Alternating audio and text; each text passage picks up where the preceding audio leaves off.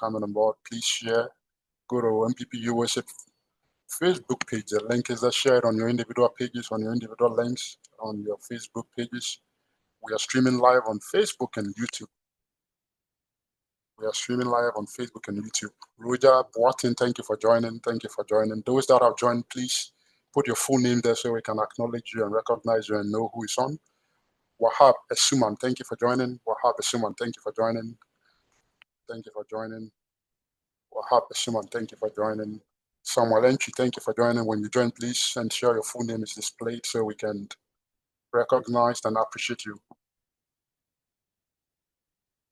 Emmanuel Tabri is on. Thank you, Emmanuel Tabri.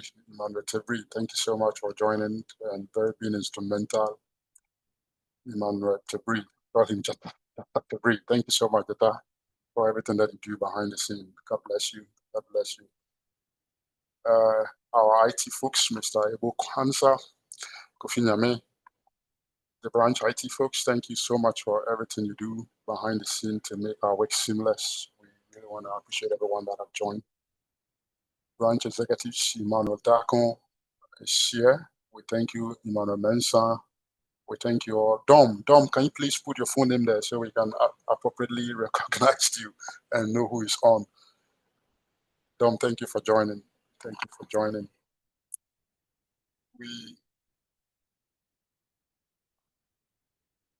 We want to thank the chairs of the chapters that have joined. Like I said, without you, the branch, it's not a branch. You all make up a very strong branch for the work that you do in your individual chapters.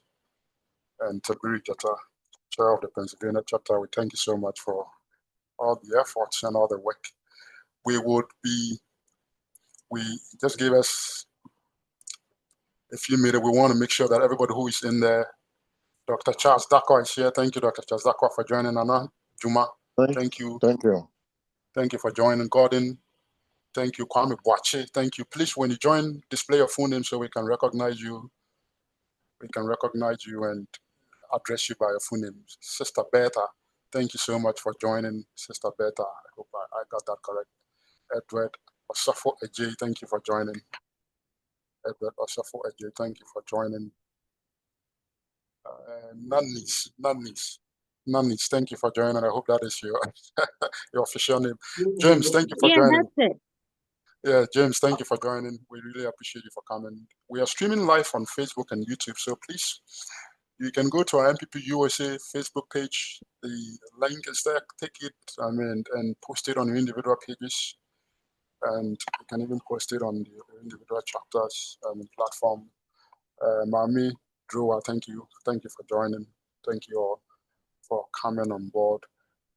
We would be starting in a few minutes, but we want to make sure that as we all have joined, please mute yourselves because your cameras are very sensitive and might pick up noise in your background. So we ask that everybody just mute your background, and then there will be time for question and answers when we would unmute you, and then we'll be able to allow you to come in and ask a question. And also the chat, the Zoom chat will be another avenue for, delivering your questions to us.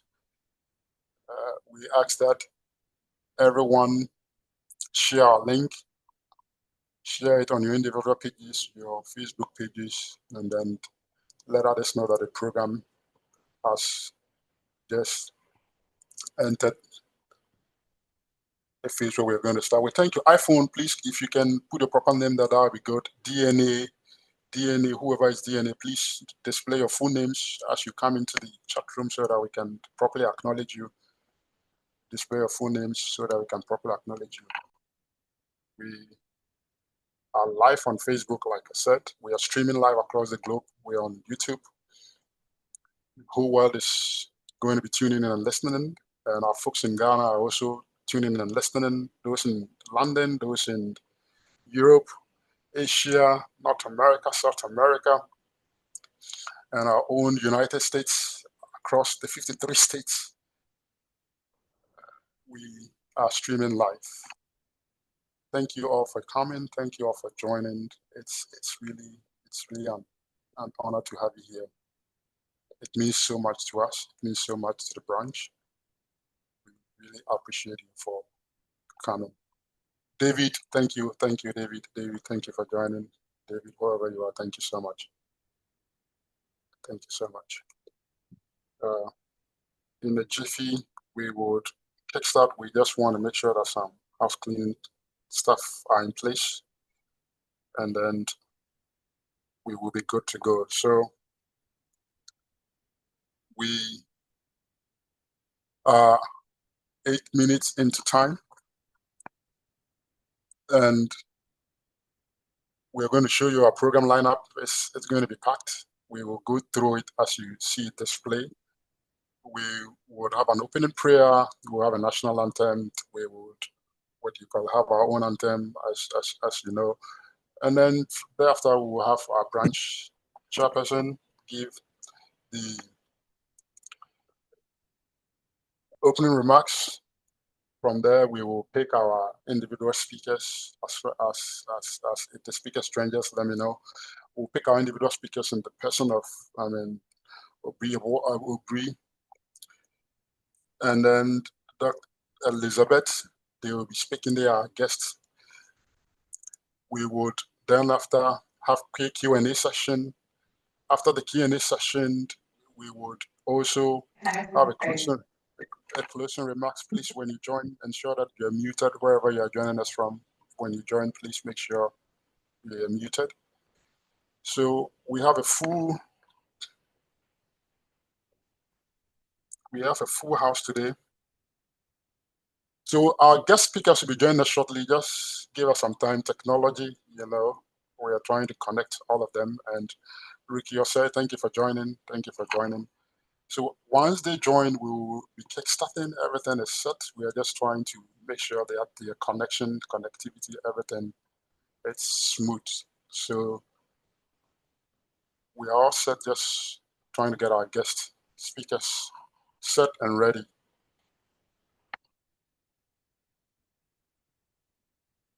So please, if it is appropriate and you have some time, just type in where you are joining us from in the chat so that we have a sense of the distribution of our participant and where you're coming from in the chat. You can just put in where you're joining us from.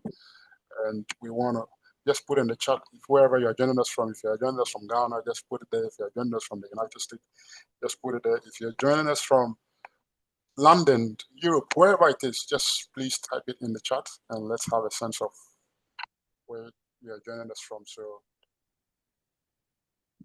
just put in the chat. Very much for your honorable, very much for your thank you for joining. New York, yes, I see New York. None is from New Jersey. Great. Chapter people, this is going to help us see which people are joining and from which chapters. So I encourage all the chairmen and everyone on here. Yeah, Gabi, Adamte, Missouri chapter, great. Atlanta chapter, great. New York, Shadrach, Chicago chairman, vice chairman. Thank you, Shadrach. Thank you, Shadrach. James Aqua, US Michigan, great. New York chapter, right, welcome. Yeah, Italy chairman, thank you. Italy chairman, we are really grateful for joining us all the way from Europe. Washington, D.C. Oh, yes, Anthony McCoy, East Legon from Ghana. Anthony, thank you, all the way from Ghana. We really appreciate you for taking time. David, Virginia. Kwame Boache from the great Cincinnati chapter. Ricky Ose, Accra, Ghana. Thank you for joining us. Thank you wherever you are. Thank you wherever you are. Thank you. Wherever you are joining us, please put it in the chat. Accra, Ghana. If you're joining us from Accra, Ghana, let's know. If you're joining us from the US, whatever chapter it is that you're joining us, let us know. We want to acknowledge everyone that have joined us. Yes, because for you to make time to be here, it means a lot for us because we really want to make sure that we're all on the same page when it comes to the values of the NPP and what we stand for. And so Stephen Osewusu, Montreal chairman, Mr. Stephen Osewusu, thank you so much. Montreal chairman, really grateful that you made time to be here. Charlotte, North Carolina, Emmanuel Daco, our own branch treasurer, thank you so much. Beta, Pennsylvania chapter secretary. Oh, these are the people that do the work at the chapter. We are really grateful for all the work that you do out there to support the Npp-Usa branch, and we really appreciate you for coming. Please share our Facebook link. Go to our Facebook, Npp-Usa Facebook page. Share it. We are streaming live on Facebook and on YouTube, and we are setting up. We will be starting soon. I guess once I confirm my speakers are here, we will zoom straight into action, but we are setting them up behind the scene and we'll surely get started. But I want to acknowledge everybody that has joined us. And before our speakers join, I even want to acknowledge the committee that have been working behind the scene and putting all this together. They've done a yeoman's job. It's been, days of sleepless nights and, meetings back and forth. As you all are aware, this is a maiden edition. It's a series. It's going to continue, and this is just the official launch. And so it is important to acknowledge the people that have been burning the night and burning the candles night and doing all this important work for all of us. I think that they deserve some applause, and I want to applaud them myself before any official applause come from any other quarters. These people have really, really, really, really put in a lot of effort in the work that you see today, and it is just appropriate that we acknowledge them. I want to take this opportunity to acknowledge Mr. Emmanuel Mensah, the chair of this committee, that have been working tirelessly with Honorable Solomon Fojo, a vice chair, Mr. Ibu Kwanzaa, who is on here as well, IT director, Kofi Nyame, who have been trying to set us up right and making sure that we are online, we are streaming. We have our own Mr. Francis Kobina, who's also been doing a yeoman's job out there, setting us up in a very nice way. It is really, really important that we acknowledge them. Nina Chum and Ponsa, really, really, we appreciate you. We appreciate you so much. And like I said, when you do a good job, we need to acknowledge that. Josephine Amiao, we really appreciate you. Thank you so much, Josephine Amiao. Emmanuel Jatatabri. Oh, Emmanuel Jatatabri, thank you so much for the work that has gone in preparing this day and the subsequent series that is yet to be aired and streamed live as well. We haven't thanked Seth Jemfi. If you are on that as well, I want you to please, anyone joining us, make sure that you display your full name so that we know where you are joining us from and your chapter. You can put it in the chat if you are joining us from Accra, Ghana, from Europe, from wherever you are that you're joining us, please let us know. And Seth Jemfi, I want to really appreciate and thank you so much for this. Danny Opoku Entry. Thank you so much for all the good work that you all have been doing to get us to this stage. So, as Janice Asari, Washington, D.C. Chair, thank you so much for joining us, Chairman. All the chairmen that are doing a wonderful job in your chapters, we are really grateful for all the efforts, all the work, and we really want to appreciate you that without you, there's no branch. And it's your efforts and the work that you do that is making this branch an enviable branch, that has given this branch a reputable name out there, that we command the respect that we do. We thank you so much for all the work that you do, all the branch chapters, executive, all the members that are supporting our branch chapter. We really want to appreciate everybody. Thank you so much. Thank you so much for joining. Mr. So our we are trying to connect our Ghana folks. We have some challenges out there. Please give us some few minutes. Our speakers, we are trying to get them in. We would, once they are in, we will start right away. We are trying to get them in. So give us some few minutes as they work it. Once I get the go ahead, we will just zoom into action. So it's one of those things. As we work with technology, we have to contend with the difficulties that come with it, and we would start once I get the go ahead that our guests have successfully logged in. So I really want to say that for those that are joining us from the US, Samson, whoever is Samson, please can you display your full name? Samson. Yeah, Mr. Amponsa, Daniel. Yes, Chairperson. Nana Obribwahe is on. Okay, good. Great.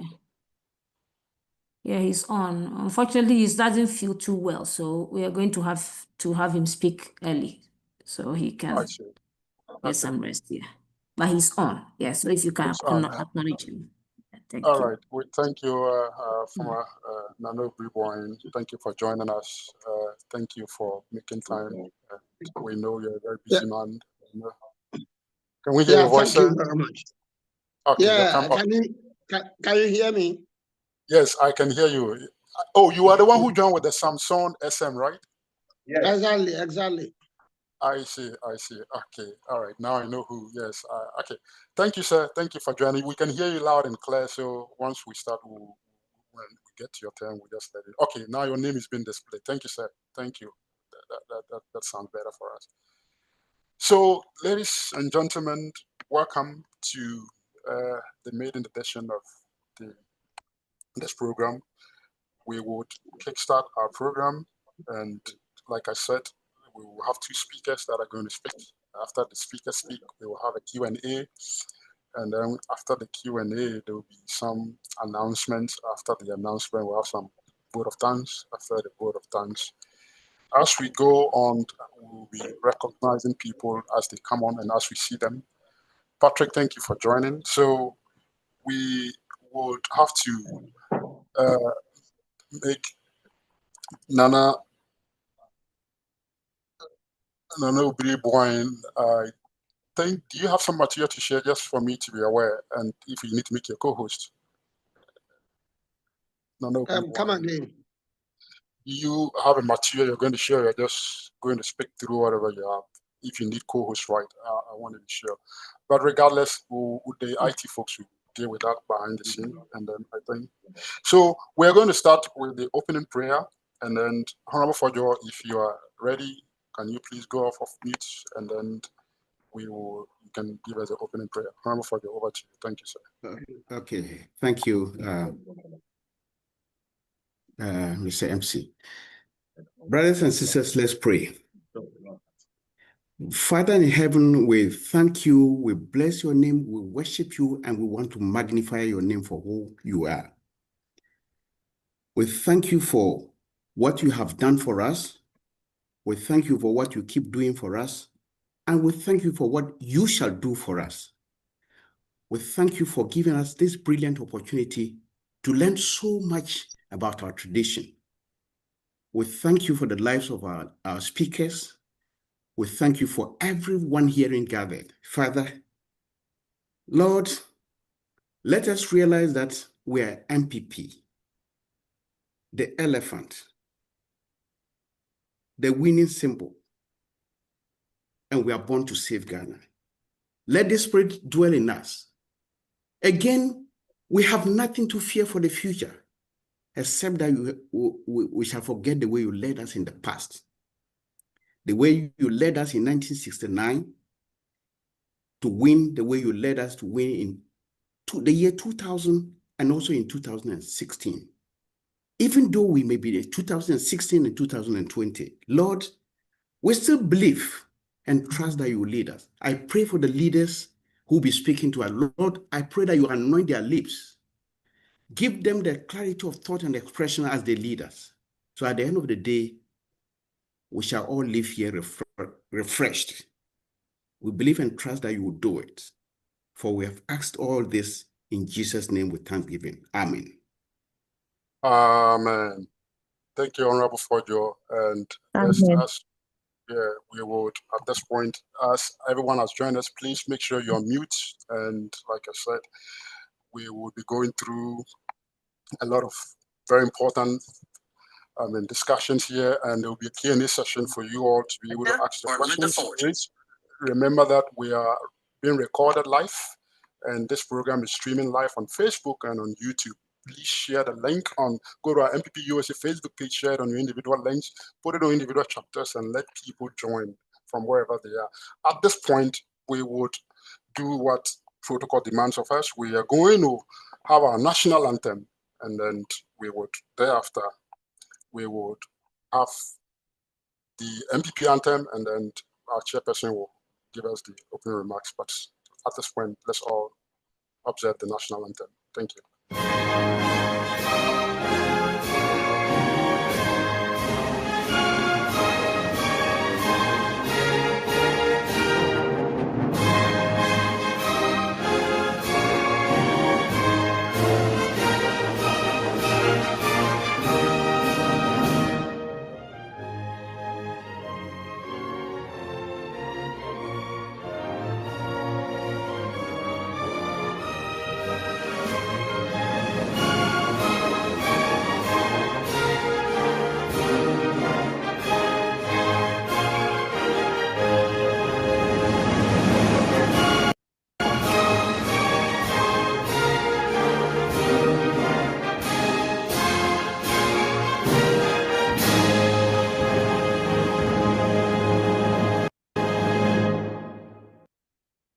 right, that was the national anthem that we just picked, and God bless our homeland, Ghana. We do this for our country. We do this so that we can save the soul of our country. And the national anthem, we had it right there. We pray that we all bring that patriotism to our work and to our nation. At this point, after we've had the national anthem, we will still continue, but before we put the NPP national anthem, I still want to remind all of us that we are streaming live. As you join, please make sure you display your name and your chapter if that's possible, and wherever you're joining us from, so we can acknowledge you. And before I move in for the chair we want to play our own national anthem, and then thereafter we would move on to the chairperson. So please bear with me as we play our own national anthem. At this point, we are playing the NPP national anthem.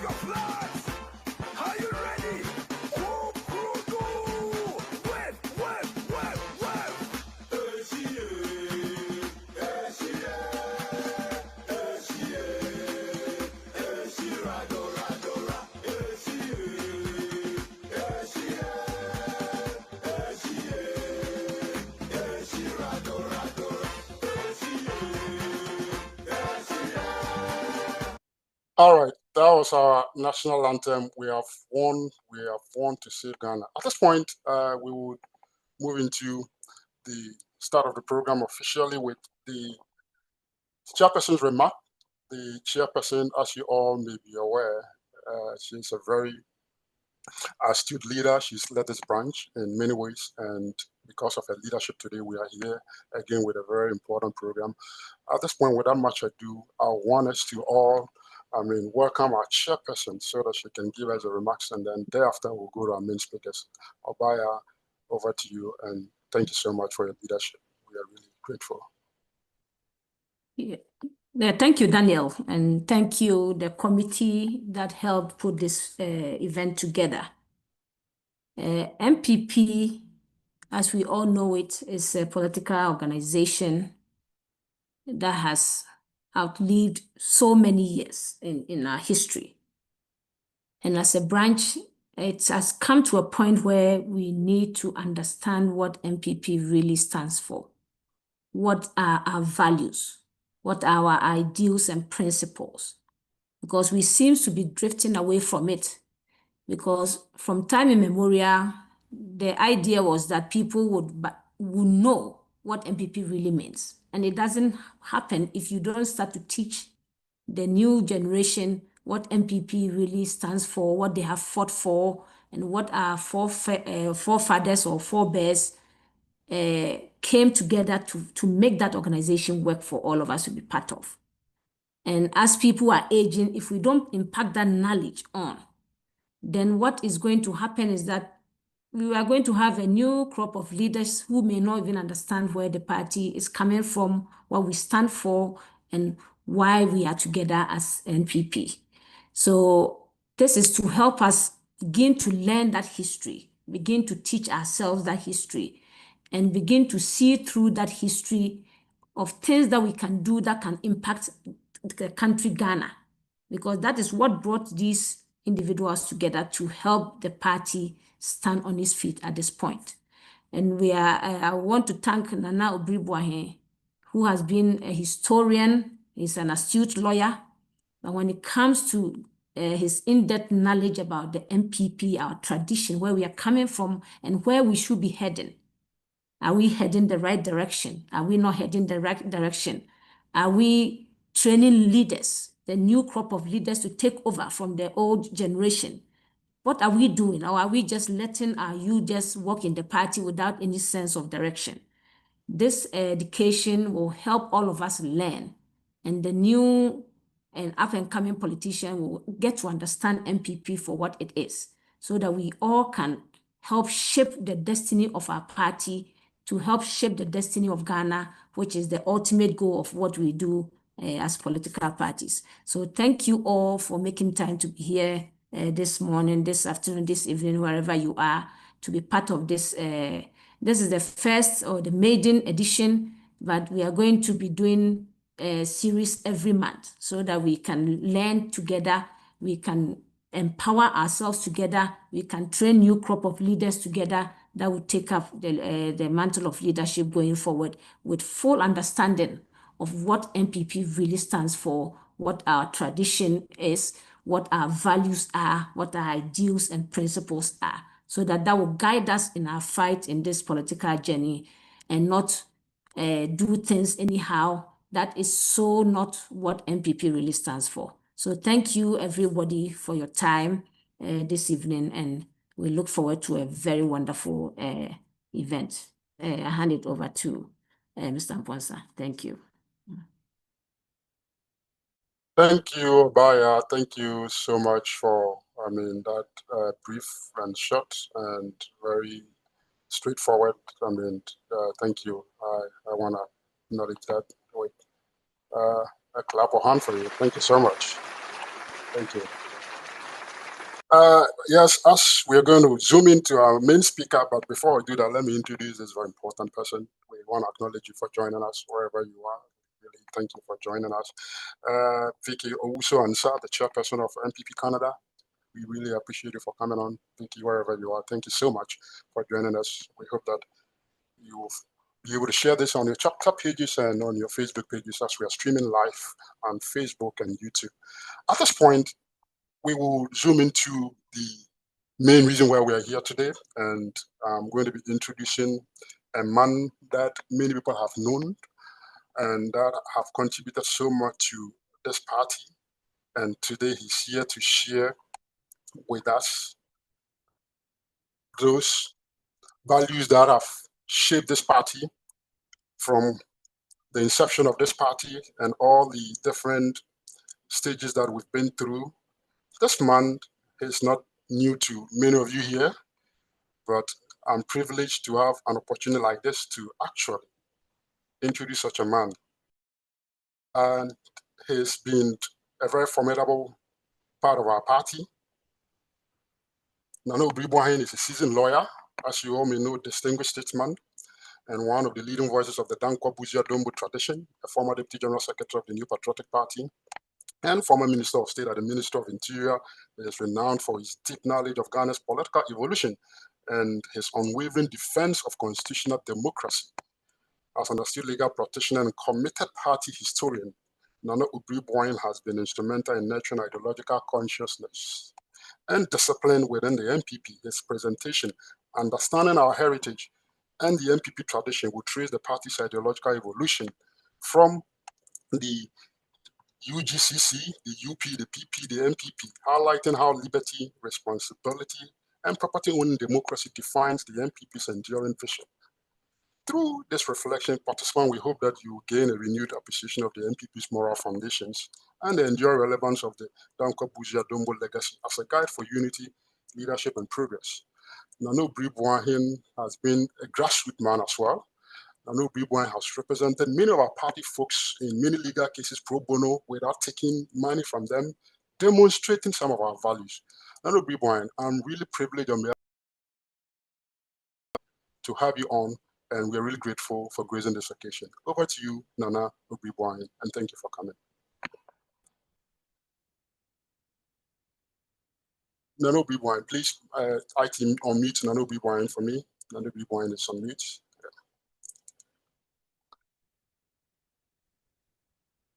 Yeah, can I go on? Yes, sir. Yeah, I'm extremely happy to be with you all this evening. I'm not feeling well, but I'll do my best. Actually, the first question that came into mind is the present MPP worth dying for? Is this the MPP which we conceived, we nurtured, we contributed in 1992? Is it the MPP? Is it the BJ Darocha's MPP? Is it the Dombo's MPP? The Bafa Koto's MPP? The Apiamenka's MPP? Lawyer Kwakodia from Volta region, Oti region to precise. Is it the MPP? A lot of questions. Is it the Liu Muhammad's MPP? Because I've been with the party since its formative years. And the vim and the vigor and the enthusiasm, the energy we spent in bringing on board this party from 1992 to 1996 and then to 2000. It's quite unfortunate that we are not babbling with such enthusiasm.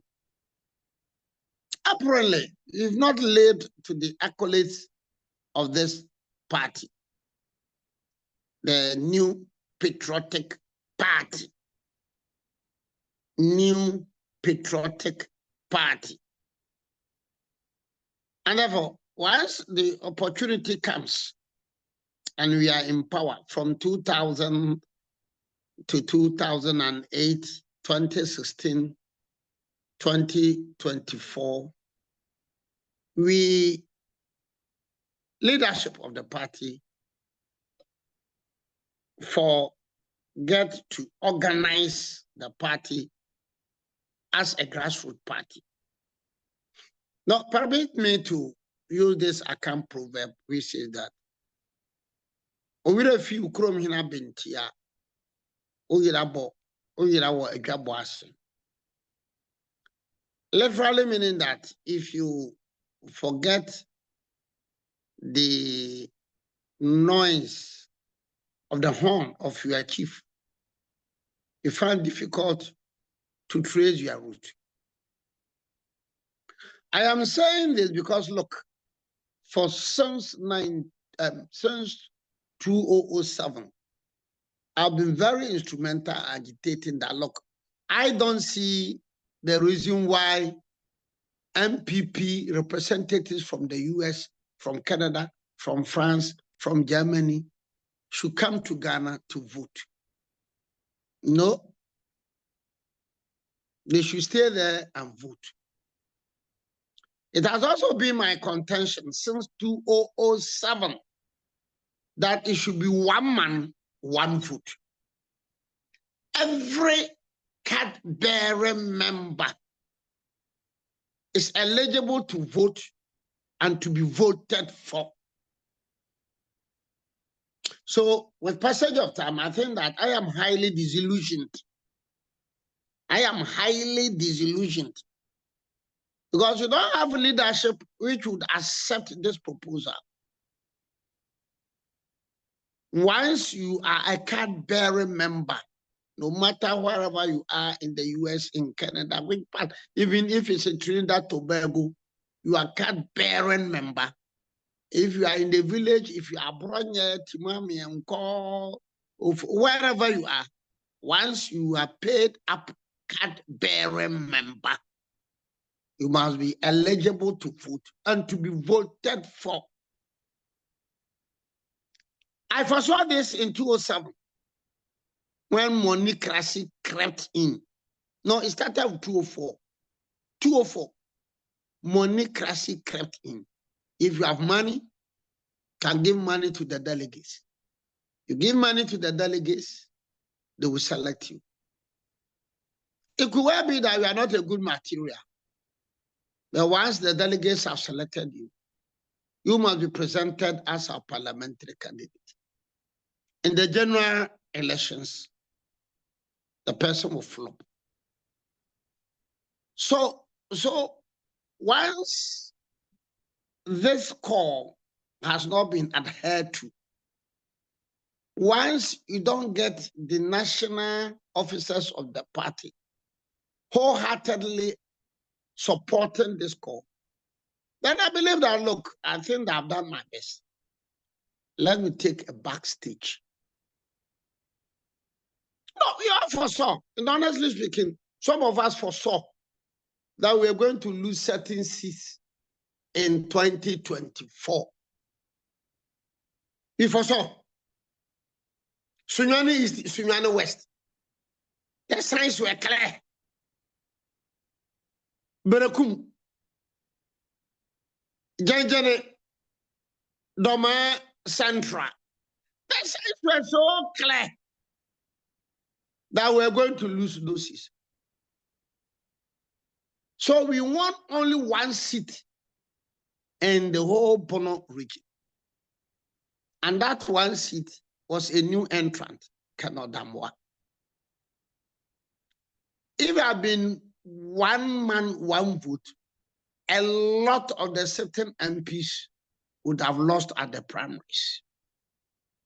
And that would have afforded us the opportunity. It's not a question of the chairman of MPP, regional chairman of MPP, Bono region, or Ahafo region, or Bono East, or Ashanti, they didn't do well. It's a question of the systemic failure. The system was wrong.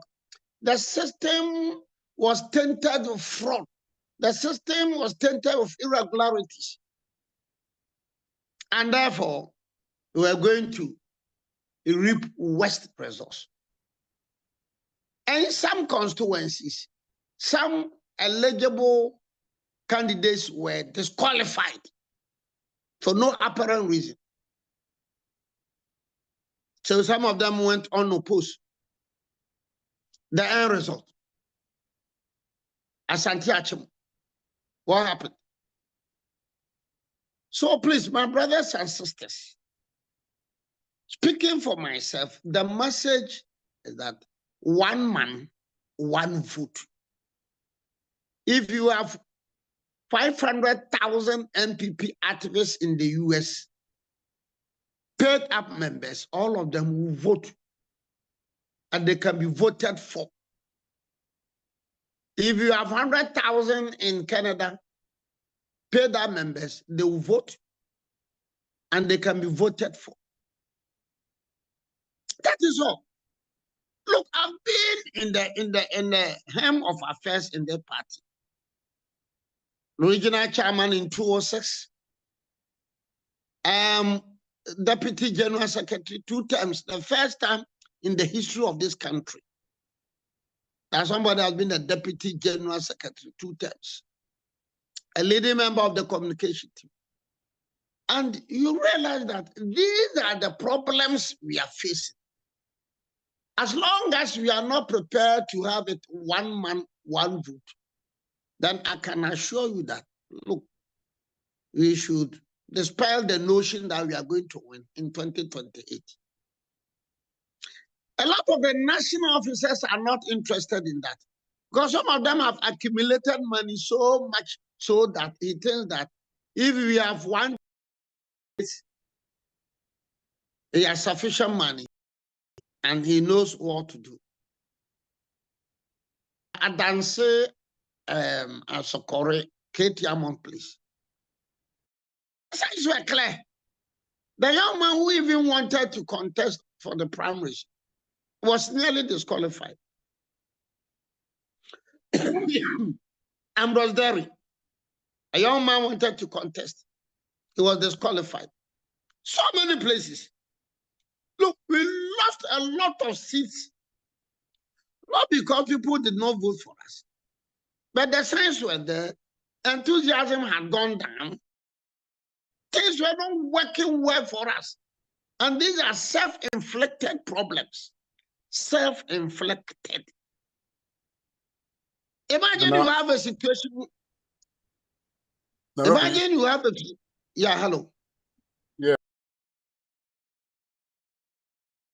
Problems. Please, as you elaborate on that more, we'd be glad if you can link that to our values and how we've lost touch and how that is all creeping into all these things that you said. Look, go.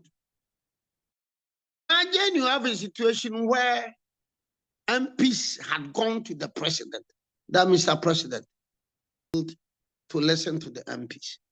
What do you expect? Take a look at even the mode of appointment. I'm doing realistic politics. I am not doing tribal politics. I'm doing realistic politics. But that was dangerous. This is a new patriotic party. So if you restrict the appointment to Eastern region and Ashanti, and Eastern period. So you see, it's not a question of people were self-inflicted. You will surprise that from 2016 to 2024, I was never even considered as a board member. I, Obribwai was not even never considered for appointment to any board.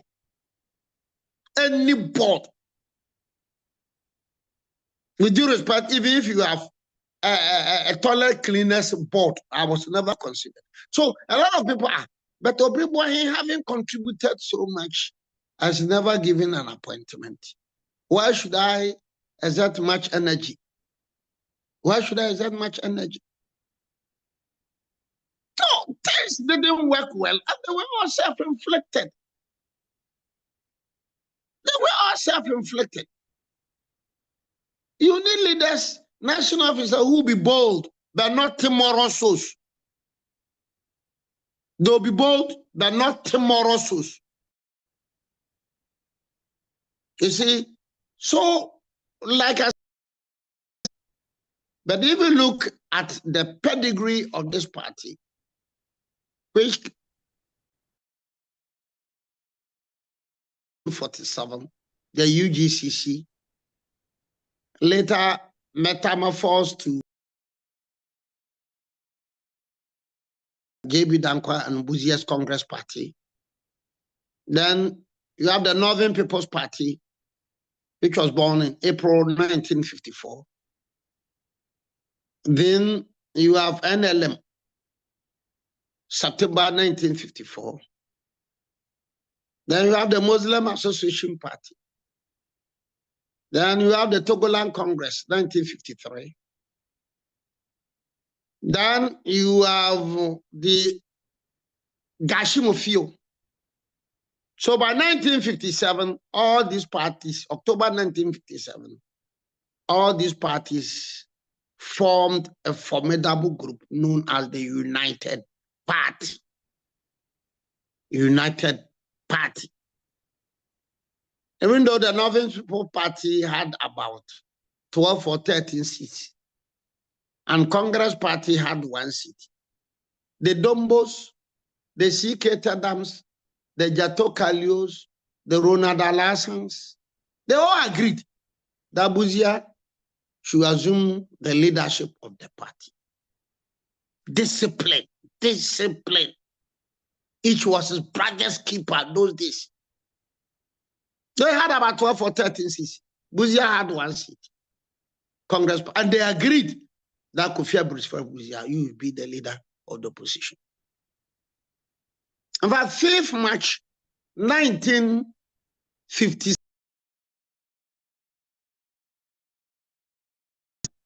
Buzia was not well. He allowed Dombo and Mumuni Baumia's father. He was down with the UP, the Northern People's Party. Buzia allowed Dombo and Baumia to represent the opposition. Quite formidable. Each was his brother's keeper. They all agreed. They all admitted the fact that, look, united we stand, divided we fall. Then they formed the United Party. The Balfour Akotos, who contributed financially. At a point in time, Akoto had to sell his house in London. A point in time, Dr. Nkrumah chased Akoto through the then Asante. So he was destood. He was destood. He sacrificed the SG Anton from the Volta region, the Ayake from Volta region, the Imanobe Sebelanti, Jake's father from Greater Accra, Pa Grant, Aram Ponsa, Master Boahin, DJ Boahin from Sunyani, J. Chimanson's uncle, Nana Sabin from Ahafo. They all worked together and they ensured the survival of the United Party. Kwame Nkrumah disturbed them, worried them. Some of them were arrested. They were detained without trial. J.B. Dankwa, Emmanuel Obesebelamte. So until 1966, 24 February, when Nkrumah was overthrown. And they came together. They formed the Progress Party in 1969. And he won. Busia won. Busia won about 104 seats. I think out of 120 or 140. And go and check the results. Busia had a lot of votes from the northern region. Then I think upper region, yeah, the northern region, upper region, and some reasonable number of votes from Volta region. Busia had votes all over. In fact, Busia had votes from northern region, perhaps more than votes in western region. And check the list of Busia's appointment. J.H. Mensa from Bono, Munufie, Bono, C.K. Tadam, Jato Kalio, Dombo. No, you go to Western, Harun Ezeku, Central. Check the list, the appointment. Perhaps each region, every region was well represented. Just that those days, the parliamentary system, Busia didn't consider a lot of appointments from the Volta region. And you know, the Apollo 586 had a serious effect on Busia's government. And then the Aliens Compliance Order. And you know, that was the time when Northerners, Fulanis, Ottoman Ladan, Amadou Baba, they threw their weight behind the United Party. Those days, Achimota, if you read the history books, Achimota and Dome, a lot of the Grusi, Mamprusi, Wala, Sesala, they were all supporters of the United Party. What happened? What happened? Now we just thrive on the Mamprusi and then the Gumba. Some few Mamprusi votes and some few Dagumba votes. But those days, the Dagati, Dombo, you have Dato Kalio, Abai Fakabo, Laura, then Sisala. You go to Tumu, UP activist leaders. What has happened today? Because it looks like each for himself. But each for himself. Each for himself. When you look at the names of those people who have been arraigned before court, you know that a lot of NPP supporters are not shouting. They are not shouting. And they will not shout. Why? Because it was each for himself. Each for himself. Look at what happened to the National Service. When some NPP ministers, deputy ministers, regional ministers, constituency executives, they want their children to work at the National Service. But look, people had hijacked the National Service. And look at the millions of cities. And who will go and then weep for these individuals who have been arraigned before court? Nobody will do that. Nobody will do that.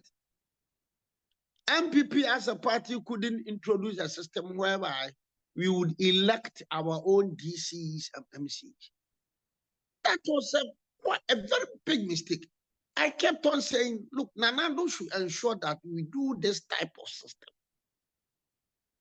Just as virtually everything had been well organized. 2 days or 3 days later, the president, the former president, announced that we've abandoned the idea. Why? Because they said that agitation from the NDC. Are you running the country at the whims and caprices of the NDC? Are you running the country at the whims and caprices of the NDC?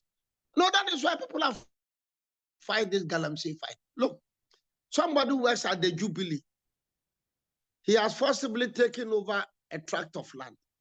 He has his excavators and everything over there. The DCE at that area cannot go and chase them. Why? Because they will tell you that, oh, the site belongs to Mr. A at the Jubilee. No, the DCE, fearing for his position, will not go and sack them because Mr. A at Jubilee can engineer the removal of the DCE.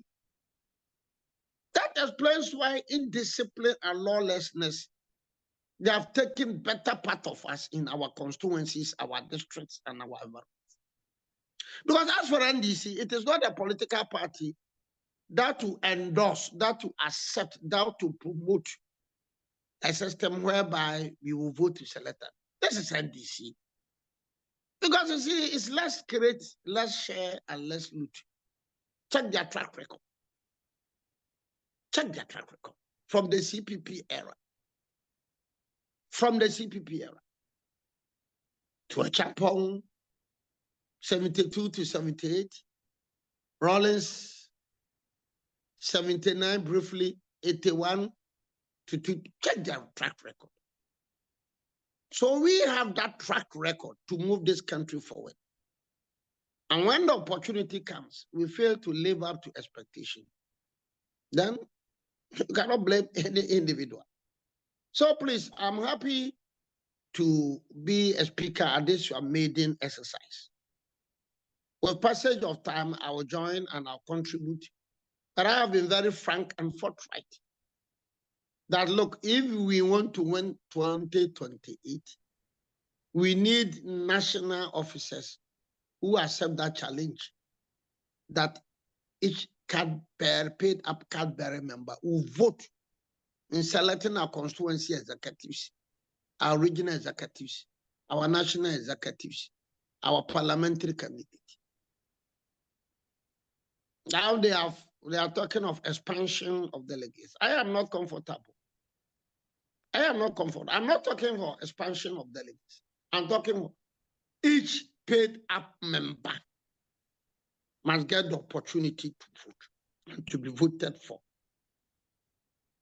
So I agree, the expansion is quite okay, but it doesn't need the requirement. The present era. I believe that if we introduce these things, we are going to win a lot of the seats. But if we allow some, let me give you an example. There's a constituency in Ashanti region. 3 people contested. It is learned that one person paid 3,000. Another person paid 4,000. Another person paid 5,000. So 5, 4, 9, 3, 12,000. One day. So if you're a delegate and you had 12,000, well, then the general elections, I'm not going to vote. I mean, this is quite blunt. This is quite blunt. In some constituencies where people have money, you go to Accra, you go to the Western region, you go to Western North mining areas, Ashanti region. People have money. Some will get more than about 15,000 the day of voting for the primaries. Then the general elections, obviously we live in the same house. You've had 12,000 cedis a day. You can buy a wheelbarrow for your wife. You can set up a business for your wife. So it means that general elections, I will not go and vote. I think there is a sense in that. He will not go and vote. He will not go and vote. No, When I was yeah. a deputy, Nana, can you hear me? so please. I think so. I think that I've taken chunk of your time and I'll end No, here. Nana, I want you to stay on the topic. I'm not cutting you off. I mean, none of that. I want you to stay on. I am okay. I just want to go to bed. That is all. Nana, I know you're not feeling well. Nana, I want you to, can you expand on the issue of, because we've been known like a property owning democracy. So why are we against property ownership? I'm being sarcastic here. Can you speak to how that connects to our values? Where did that come from? Is that what is driving some of the things that you see, like you're talking about monocracy and all that kind of stuff? Property ownership, acquire the property through proper means. Do you understand? Do you understand? Yes, sir. Yes. Can you expand on that and see how does our values echo into the understanding of what it means for our tradition? The property owning Democrats have been with man since the days of Adam and Eve. These socialist catchwords, communism, socialism, ignore them. Disappointed politicians who are making fetish of socialism and then communism. Disappointed politicians. Because you see, if you look at the track record of the NPP, even though the NPP is property-owned democracy, from Buzia's era to Nanando's era, the NPP is a political party that has introduced pro-poor policies than any government. Pro-poor policies. If Kofi Abdul Buzia, you have this tea plantation exercise which went on. J. Kofo health insurance, free maternal care, Akufo-Addo, free senior high school. So property owning democracy, yes. And make sure that nobody will be left behind. Nobody will be left behind. And if you want to acquire the property, you must acquire it through proper means. You don't resort to fraudulent means to acquire the property. You don't resort to fraudulent means. So let's admit that, honestly speaking, we had a lot of shortcomings with our past government. And personally, once again, I'm being sentimental, but let me raise this issue. The construction of the National Cathedral. I said that, look, it is a good idea, but you shouldn't use government resources. It should be a joint venture between the government of Ghana and private individuals. You don't use the country's resources to construct National Cathedral when the railway network is not functioning, when the roads are not good, when the roads are not motorable, when the hospitals are not equipped with drugs. How? We should always set example worthy of emulation. You understand?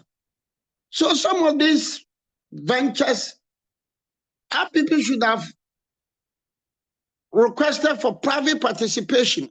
All of you are in the US. You are all over the world. I am in Africa, south of the Sahara.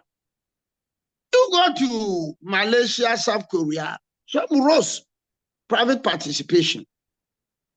From Accra to Kumasi, as we are talking now, today may be 25th October.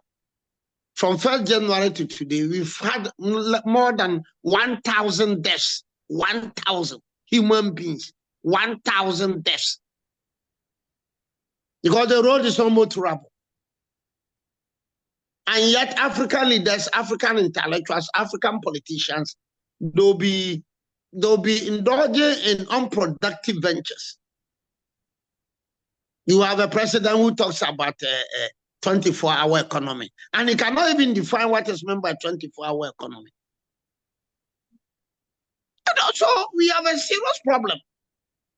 Perhaps some of you have been monitoring what is going on in Cameroon. That is Africa for you. Bad leaders, bad leadership.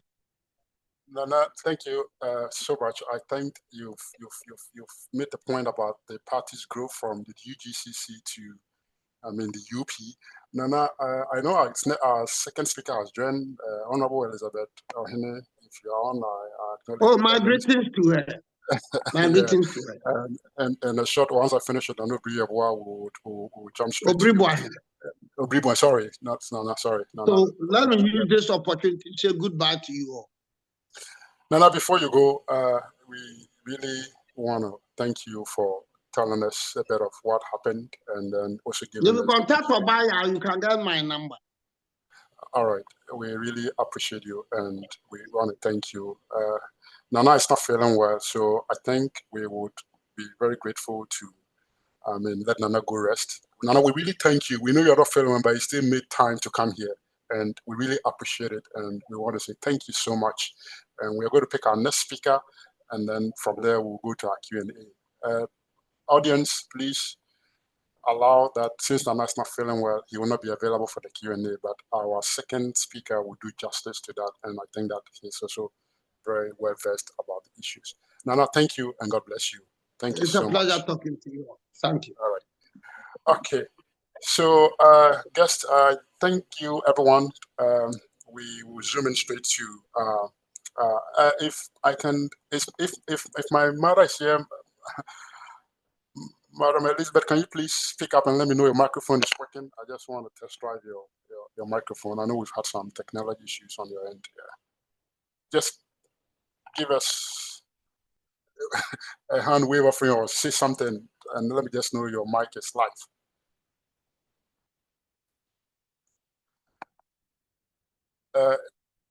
Just say something. I want to know your mic is live. Is she still?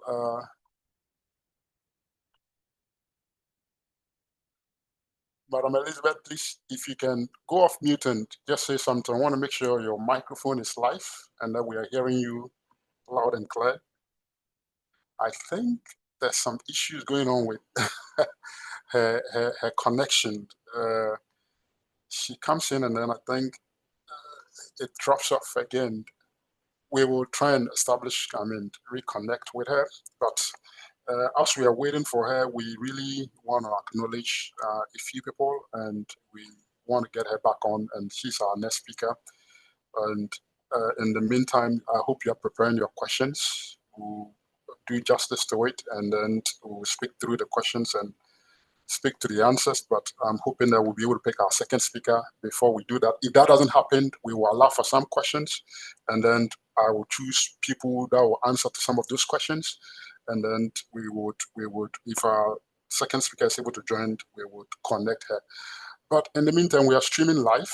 We are across the globe. We're on Facebook, we're on YouTube, wherever you're joining us. Thank you. We want to acknowledge a few individuals again that have joined us, and we really want to acknowledge your presence. We want to acknowledge Mr. Stephen Osei-Wusu, Canada Third Vice Chairman. Mr. Stephen Osei-Wusu, thank you for joining us. Michael Amwako, Columbus Chapter Chairman, thank you for joining us. And for all the other chairmen that have joined me, as time passes by, I would acknowledge all of you. We thank you so much for joining us. And so what we would, before our second speaker join us, I would take, if there are any questions, please put them in the chat. And if you raised your hand and you want to ask any question, I will direct the questions to we have some very able men here that will be able to stand in for Nano Briabwa. And once I get the second speaker joined, we will cut off the questions and then get her right into action. So in the meantime, who is John Ansah? John Ansah? John Ansah? Yes. Dr. John Ansah. Please. Yeah. Yes. Go ahead. Yes. Thank you, Chair. Yes. I am speaking from France, to be precise. Thank you for joining us. Thank you for joining us from France. Really appreciate it. All right. So I have a question. My question is to the entire chair who are on this platform, and it has to do with the primaries and their campaigning that they are doing back in Ghana, specifically. Hold on. We are not talking campaign issues here. So I want to make sure that we don't deviate from. We are talking our values. We are talking our values. I mean, of the MPP, the values that as an MPP, we need to live. The values that have built this party, the values that have made the MPP the party of choice. That is what we are speaking to. So I'm not cutting, but I just want to redirect your question. If you have a question to that, yes, I will take it. Other than that, also boiled down to the values. It's also boiled down to the values that you are. So leave the campaign issue and go to the values, and then I'll let somebody answer to that question. Yeah. Okay. Adedankwa, I see your hand up. We'll come to you. Yeah. Okay, Chairman, thank you. If we are upholding the values that we have as a party, and I will love the good people of the party who can speak to some of the members to uphold the values that we have as a party, to not deviate from the party, to not deviate from like the rules that we are holding as a party. But now it seems the insults are becoming too much of a thing in recent days. The insults. Okay, I get your question. Yeah, so I think it's clear because there are many other hands. Yeah, I'll let you come back again. I'll let you come back again. All right, I'll come back again. Thank you. All right, so I think I'll give that to Honorable Forjo. I'll pick some few questions. Honorable Forjo, I'll come to you. Obaya is there. I'll go to Obaya, Emmanuel Mensah. Yeah, I would also, come to you. So prepare as I pick these questions. You'll be answering to them. And then once we get our second speaker, we will definitely put her on live and go live so that we can cut the Q&A session when we get there because we have picked some of the questions already.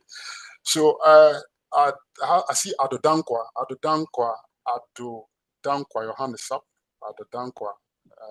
Yeah, thank you, sir. Yeah, I think just to... Adodankwa, hold on. My co-host helped me identify the people that are coming in and asking the question so that I'm picking them in the order in which they come. And I'm not accused of being biased because I cannot see the order in which they are coming in. So, any of my co-hosts, please help me with that. Adedankwa, please go ahead. Richmond, we are calling from Richmond. Thank you for joining us here. Anytime.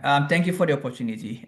Just to kind of align to Dr. John, and also I think Obaya in her earlier speech had alluded to the reason why we are having this meeting. My first question is, we're talking about values. What are the values that we are talking about here? Because I believe there are a lot of young people who don't know much history. I'll give myself an example. We need to understand what values we're talking about. The follow-up question with that is, I know we're talking about deviation from values and stuff like that. My follow-up question on that is, what is it that we are not doing right in terms of the values you would be explaining? And what do we have to do right just for us to be able to understand this and also carry this forward? And my last question has to do with documentation of these history and values. I think if we have like a structure or a documentation that could be shared with members, I think also for our own personal learnings in the event of where we want to go and get information, that would also be super helpful. Thank you very much.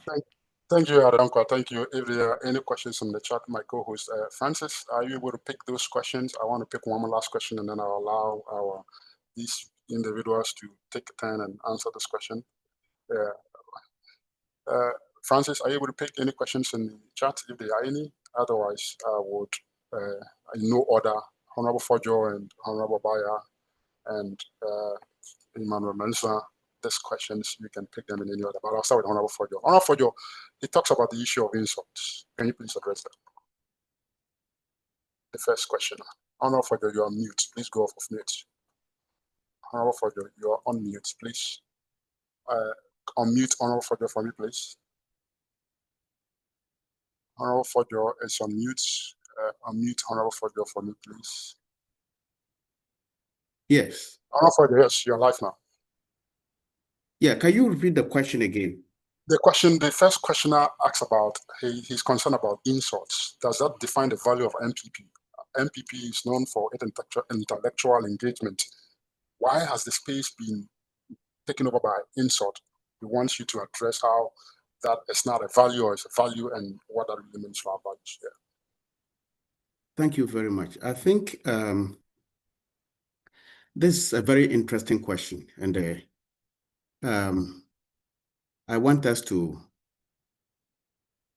look at this way. This political tradition is an age-old tradition, and it's spread all over. Maybe for time, the speaker did not address how the various political parties like the Northern People's Party, the Muslim Association Party, the SG and all the other parties became the United Party. Now, so if the political party did not have values, you think it was possible for all people coming from all over the whole country? We have Northerners, we have Westerners, we have Easterners, everybody coming together. That's because the party had values and they were holding onto the values until recently when some of these things have gone haywire. The interesting thing is that we as a political party believe that you do not need to insult someone to make a point. Again, Uncle Agbeneza and I do not need to be friends in order to be able to work together. We may have varied ideas, but when it comes to one goal, we should be able to work together and accomplish a goal. So it's just like, let me use the scriptures to explain this. Pontius Pilate and Herod were enemies. They were very bitter enemies.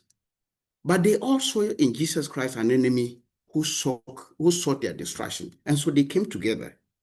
So there was no point to undercut each other, to insult each other, to vilify and demonize each other.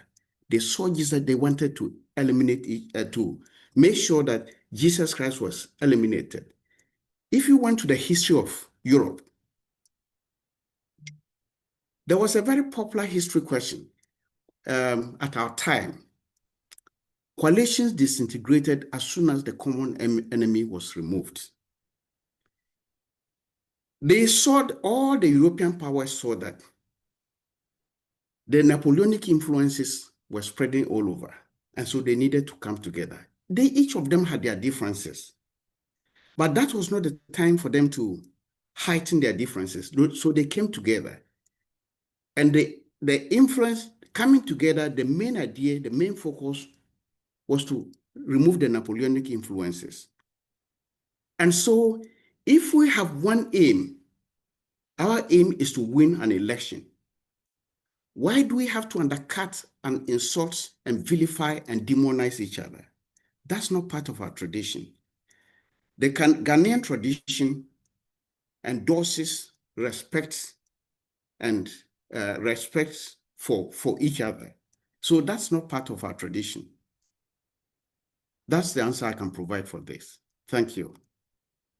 Honorable Fojo, so whoever asked the first question, insult is not part of the NPP tradition. So, and the next question, I think it's similar to what I have in the chat. Baya, if you're on, please make sure you're going off mute. Emmanuel Mensa, if you're on, please come live. I want to see you on video. The question is, what is the MPP values? What are those values for the generation that are coming, for those that even did not see 1992, that don't even know what happened before 1992? They've only seen MPP in recent, maybe, elections. What has been the MPP value, and what values are we really talking about here that we want everybody to, what do you call it, acclimate to? Obaya, can you walk us through what these values are? And like the Honorable Ford just said, what was the value that made it possible for diverse people from across, the country come together? Like Obibon spoke about all these different groups, the Northern People's Party, the Muslim, the Simifi Party, the Trans-Togoland Party, all these people coming together to form what is called the UP, United Party. What was it that was the underlying theme that made it possible that all these people believed in something, even though they had different background? Can you speak to that so that for folks that really are new to the MPP, that don't know the history much better, you'll be able to connect that and see how that has built a party up to this point. Obaya, over to you. Obaya, yes. Thank you very much. We are trying to get Auntie Elizabeth Ohene. In fact, he was on the line, and for some reason, her phone has cut off. So we are still trying to see if we can get her back on so she can speak to her topic. Okay, so we talk of values. If we can deduce from the first speaker, Nano Brigwahe, when he was illuminating about how the UP tradition came together with the Northern People's Party, with Dr. Npp-Usa, the Antos in the Volta region, the Gas all coming together to form one united party. It tells you the sacrifice that went into it, especially where the Npp-Usa's party only had one seat in parliament, only one seat. The Northern People's Party had more seats in parliament. So one would think that, oh, we have more, so we should take it to lead the group. But they were able to see through Npp-Usa and see that he can lead the party maybe better than they could. And they relinquished that position for Npp-Usa to take it up and then run to lead the UP party. So there was a level of sacrifice that these people were ready to commit. You go back to the UGCC era, when they agreed that they should bring Kwame Nkrumah from overseas to come and be the general secretary of the party. They contributed. People contributed money because they saw the potential in Kwame Nkrumah. They saw what, yes.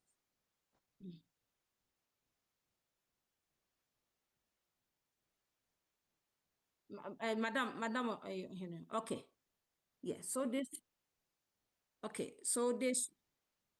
Hello, my dear. Yeah, let me wrap it up. Hello, Baya. Yeah, so they saw the potential. Hello. And they contributed. Hello. Him to Ghana to help with the reorganization. I'm afraid I of the can't party. hear anybody. So the level of sacrifice. Okay. One of the values of the Okay. party. Okay. Is sacrifice, Well, integrity. we'll see.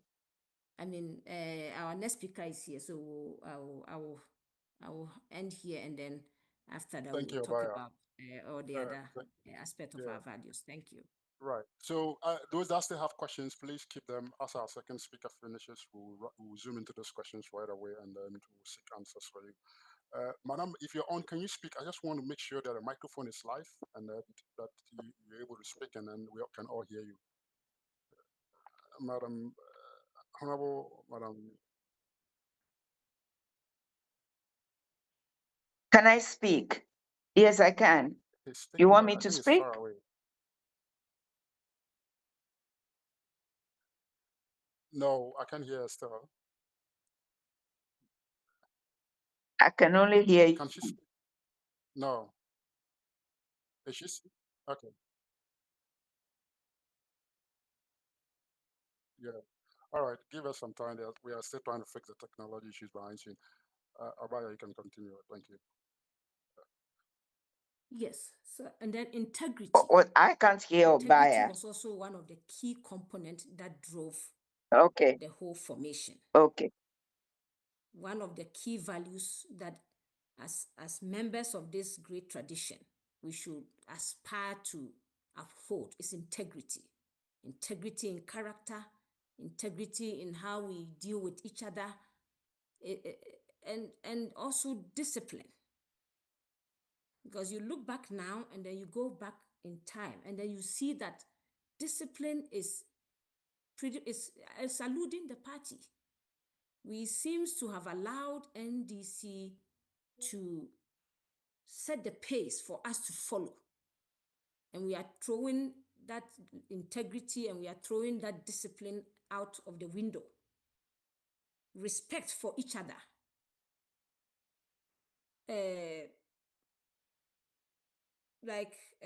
Example that Honorable Fodjo gave. Differences in our political pursuit is there. It's not going to go away. We can't all be on one side. There's going to be variation in as much as the group that came together to form the United Party came from different and diverse backgrounds. That is the same way if we find ourselves in the NPP, we are going to see those differences. But we always look at what unites us more than what divides us. Because we are distinct characters, we are distinct individuals, there's no way we are going to have the same thought process. It is going to vary. And we should accept that variation. We should honor that variation. You disagreeing with your fellow patriot does not mean you have to speak in a disrespectful manner in making your point, in making your speaking your mind. And I think we are drifting away presently from it. So anytime you see a banter between two patriots, eventually it will end up with insults. When it is not about ourselves, it is the issue that we all have divergent view on a particular issue, but not to personalize it to our individual self. Because the moment you see a person drift the issue to personalization, then it means that you have probably exhausted your arguments. And that is where it's going to drift into. When the likes of President Kufuor and co, when they formed the NPP Yes, I can party, hear it. Dr. Safuedu and co, the arguments that they I can hear it. advanced to push their point forward was so beautiful. Yes, I can. I personally have had a chance to attend some of our National Council meetings. And the kind of arguments that goes on is beautiful. People will make their arguments, they'll be forceful about it, they'll be passionate about it, but they never cross the line to want to disrespect somebody because they don't share the same view on a particular point or issue. And I think when you bring it to the larger NPP, you don't see that happening. Every single issue ends up becoming an insult on the persons of people. And I think that is not part of the values that we should share, we ascribe to. We have to respect each other, we respect ourselves, and then we can respect the other person. Because respect has to be reciprocal.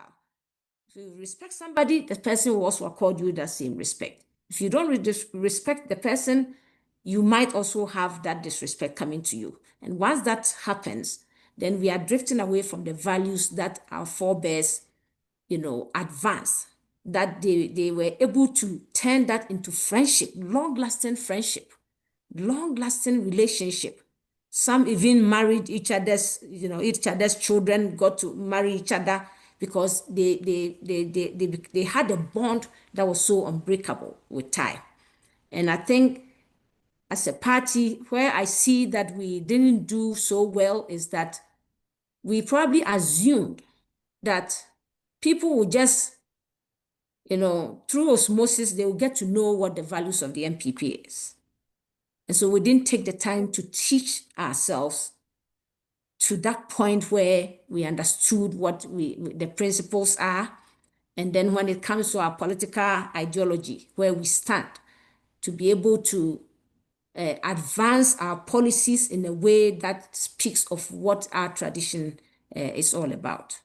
I think I will let Emmanuel come in to add to it, Thank you, unless the Abaya. speaker Yeah. is ready. Thank you. Yeah, I would. Thank you so much. I know as I'm keeping the acknowledgement, let me acknowledge Honorable Dr. Kwame Ajimambedu, who has joined us. Dr. Ajimambedu, we really appreciate you for joining us. Ajimambudu, sorry, my bad. Ajimambudu. Yeah. Thank Dr. you. Kwame Ajimambudu, we really appreciate you for joining us. And these are, I mean, as I go around, Agbanya, our secretary, Augustine Agbanya, I'll be directing some of the questions to you. So if you are in here, just get prepared. I'll be directing some of these questions to you as people bring them up. So the questions continue again. I mean, they are asking, does our current values, is our current values sustainable to bring the NPP back to power? And how do we intend to inculcate these current values in the new generation? How do we intend to? Yes, sir. Yeah. Oh, okay. Can she please speak up? I want to hear her voice. That way I'm sure her microphone, everything, and everybody can hear her as well. Madam Elizabeth, can you please speak up so that I can test your microphone and make sure we can all hear you? If you can hear me, then that is great. If you can't hear me, then that's a problem. Francis, I can hear you, but I can't hear her. If she's speaking, I can't hear. Okay, I can hear some sound. Is that coming from her?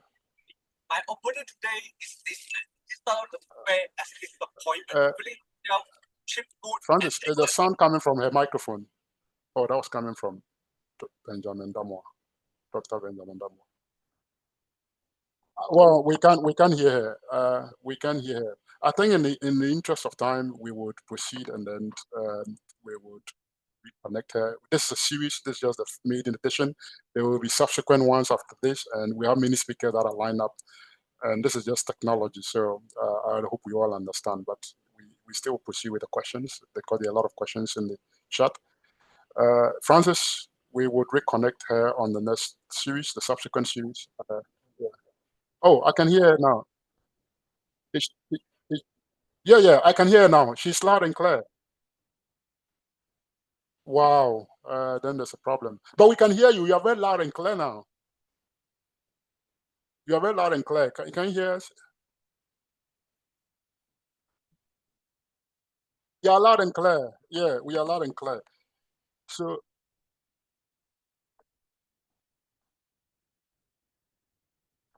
I see. But we can hear you loud and clear. So if you can go ahead. Mute everybody. Mute everybody, please.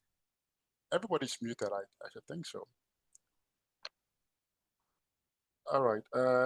Ladies and gentlemen, our speaker, we've had some technological connectivity issues. So I will just go ahead and introduce her. I mean, in the interest of time, we all know Madam Elizabeth Ohene. For those that are new that don't know her, Madam Elizabeth Ohene was the immediate past chair of SNIT, a seasoned journalist. I mean, for most people that know her, a seasoned journalist and a former broadcaster of BBC. She was also a government spokesperson in the early years of President Kufuor's presidency. She helped with, communicating government policy and responding to public and media issues. She was also a minister of state in charge of tertiary education during President Kufuor's regime. And you know that regime spearheaded some of the capitation grants, some of providing, access to our education in many different ways. She was instrumental and part of all that. She's a trailblazer who has served as the first female editor of the Daily Graphic. And I speak this with some boldness and some pride that our tradition has produced women of substance that have served at the very highest of journalistic standards. And to be an editor of the Daily Graphic was, it's a monumental achievement. And I think that she deserves and she embodies that courage, intellect, and service that our party exudes. She is a prominent voice on governance and democracy and continues to advocate for truth on national values. Her presentation will examine the Dankwa Buja Dombo ideological tract, analyzing how liberty and the rule of law human-centered democracy and inclusion and grassroots development from the core of Ghana's center-right tradition, which is the NPP, and why reconnecting with these values is vital for unity, discipline, and ideological renewal in today's NPP. Madam, we are really grateful. We know it's been some issues back and forth, but we thank you for joining us. Over to you, and the floor is now open for you.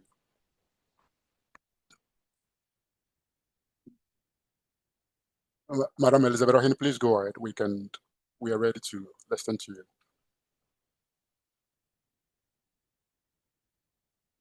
Oh, yes. Francis, did I lose her? I could hear her loud and clear. We can hear you. Go ahead, madam. Go ahead. We can hear you. Go ahead. Yes, yes, go ahead.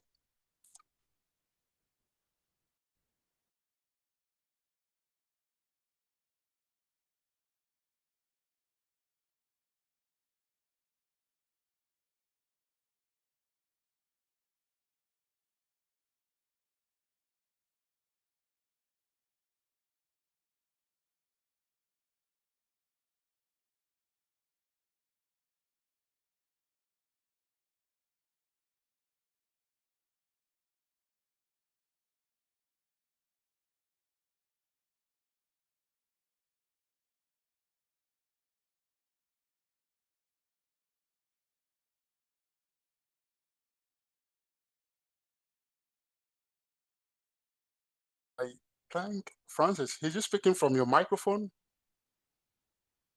Francis, if you're speaking from your microphone, your microphone is muted, or mute yourself.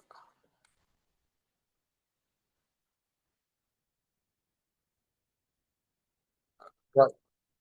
Yes, yes, we can hear.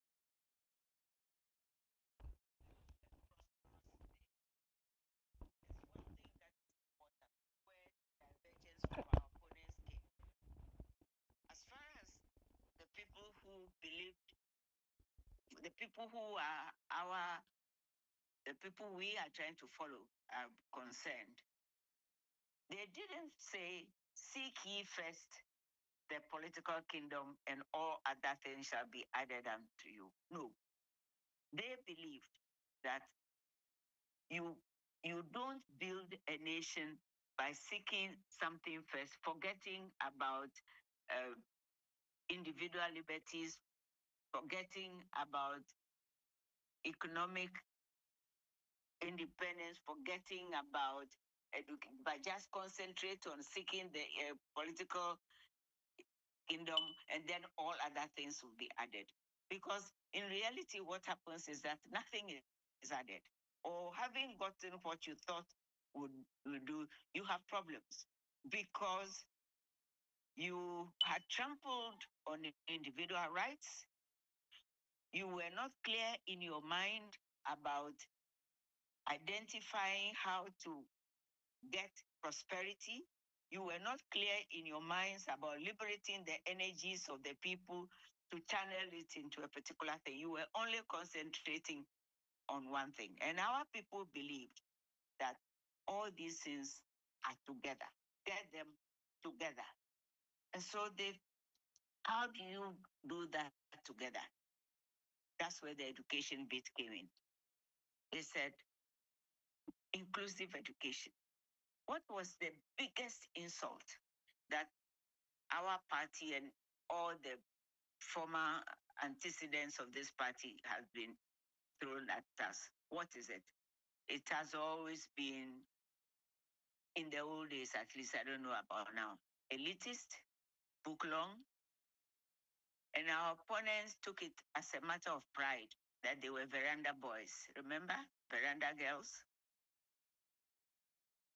Now, listening, watching, you would realize that everybody's secret desire really was to be in the classroom and not on the veranda.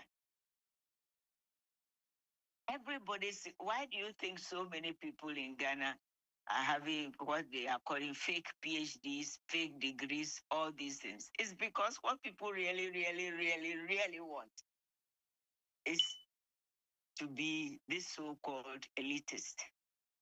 So we had an inbuilt advantage, this party of ours, which we trash so much. We've had an inbuilt advantage right from the beginning about what our values are. The idea, because our forefathers had identified quickly that the fastest route out of poverty was education. And that it should be wholesome. You don't leave anybody behind. They also realized that not all of us can go at the same pace. And therefore, not all of us, not everybody can be Usain Bolt. Some of us, there's nothing that will make us run 100 meters in even whatever. They know that there are differences between human beings. So they always, in our tradition, we've always been mindful of the safety net. Always. And then I don't know at which stage we started running away from this idea of a property owning democracy. Why do we think a property owning democracy refers to elitist people? In the past 2 weeks, I have had to, not 2 weeks, I turned 80 years in January.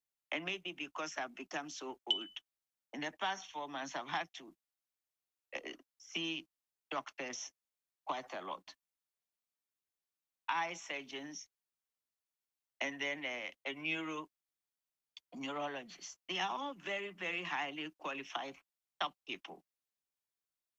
Now, I can tell you that in the past 2 weeks, I've also had to see the plumber. Has had to come to my house quite a few times. And I can tell you that the call-out charge for the plumber that has come to my house to fix things is higher than the consulting fee of the eye surgeon. And I'm not joking. I have it on paper.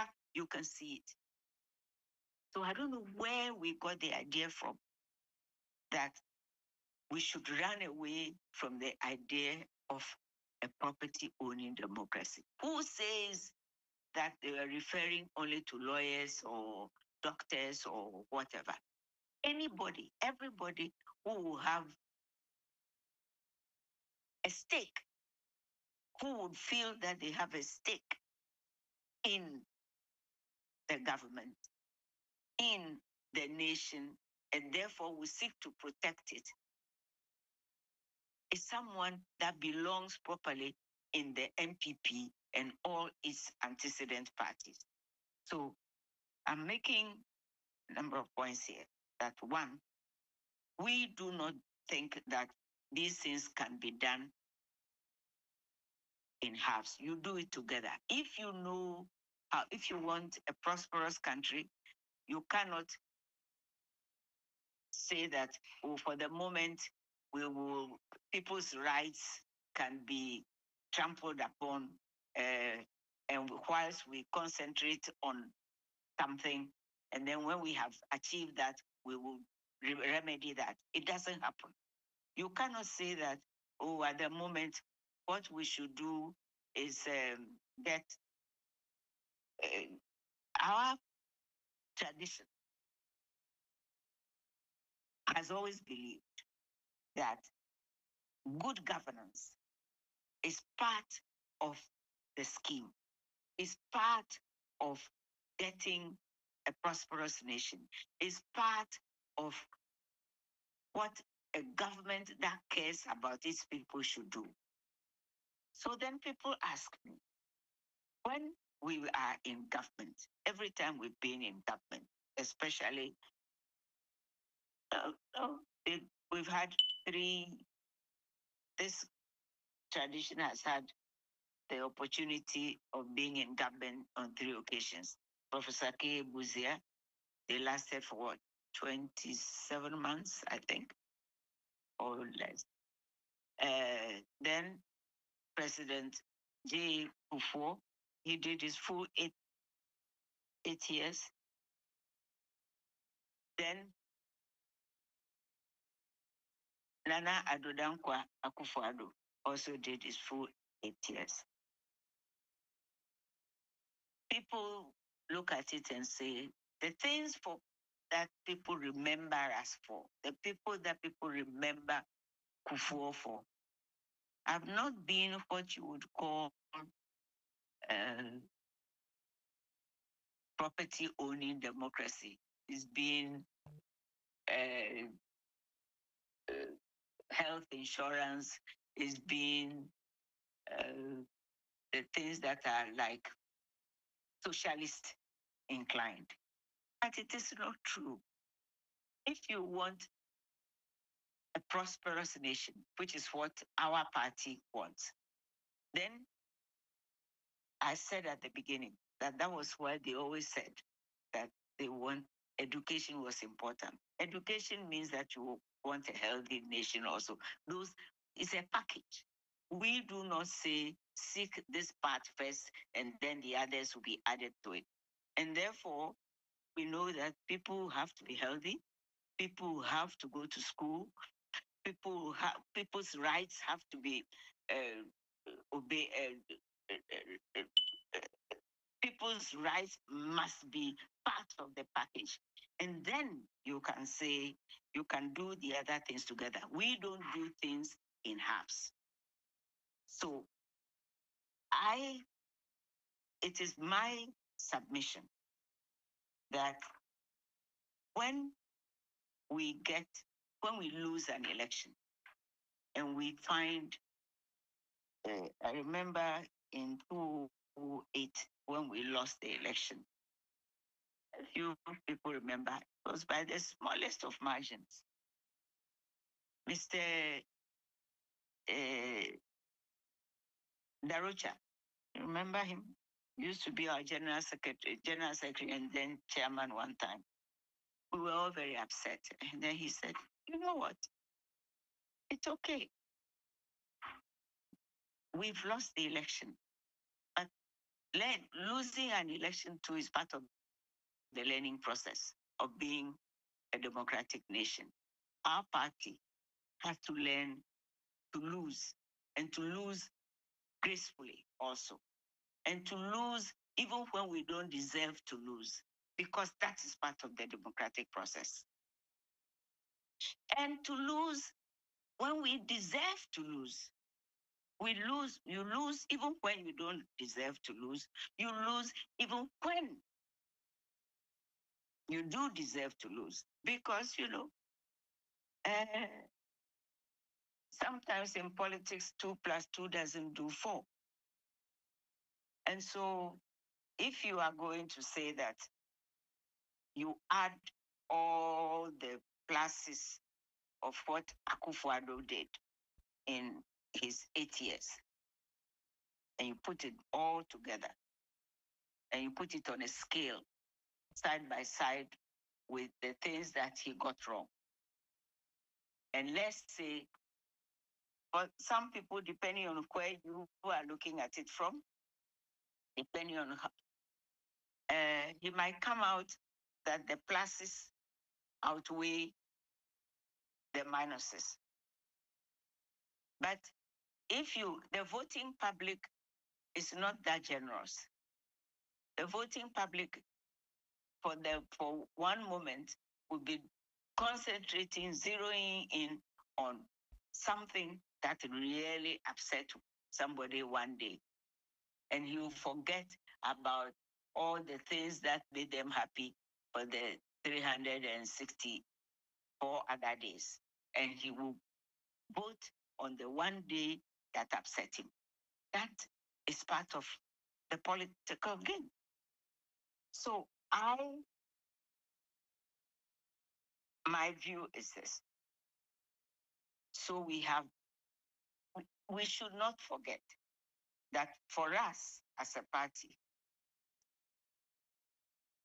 the things that we believe in have been shown throughout the ages, have been the surest and the better way of pulling a country out of poverty and running a government for the betterment of the majority of the people. Now, I'll say two more things and then I'll shut up because I feel very uncomfortable talking as I feel into a void. There are things which I thought would never happen in an NPP government because we were the party of business. We were the party, when I talked about the, what do you call it, about the plumber, we were the party of not just the plumbers, but the carpenters, but the people who do things for themselves, So we were not very, very interested in government jobs. But something has obviously happened to the NPP because it looks as if the majority of us now think that we must have government jobs. That the whole thing about Yenyanshe, which has been our undoing. Yenyanshe comes from where? That I didn't get a government job. And yet, well, since when has it been that the Dombo's party, Buzia's party, people who were concentrating on making, believing, creating wealth, but we now all want to have government jobs?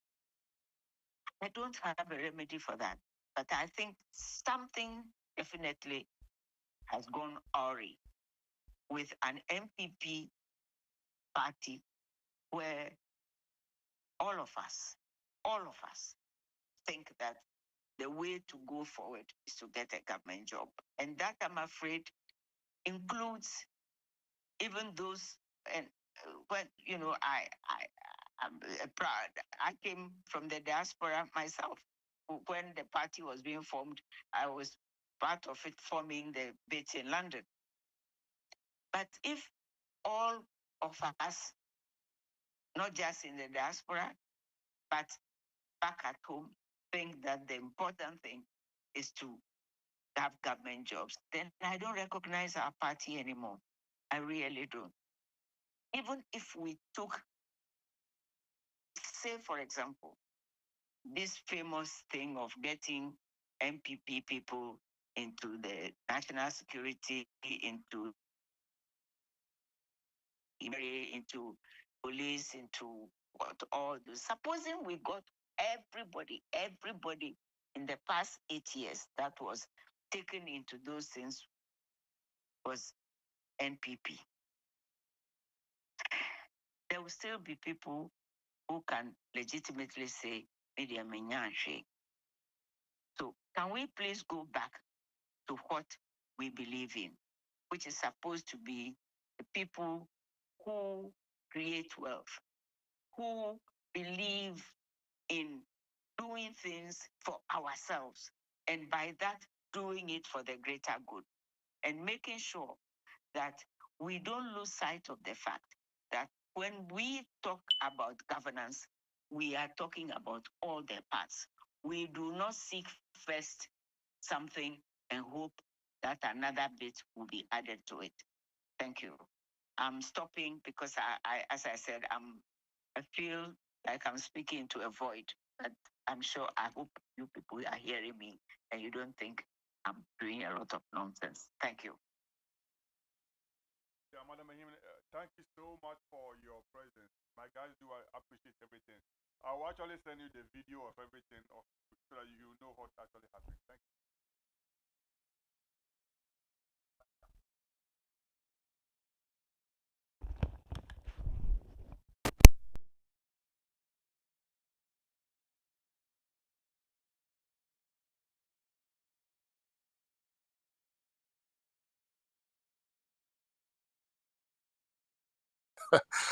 Octogenarian as such, and for bringing his wealth of experience to this program. And I think we've been enriched by what she's told us. She's asked us to go back to our values.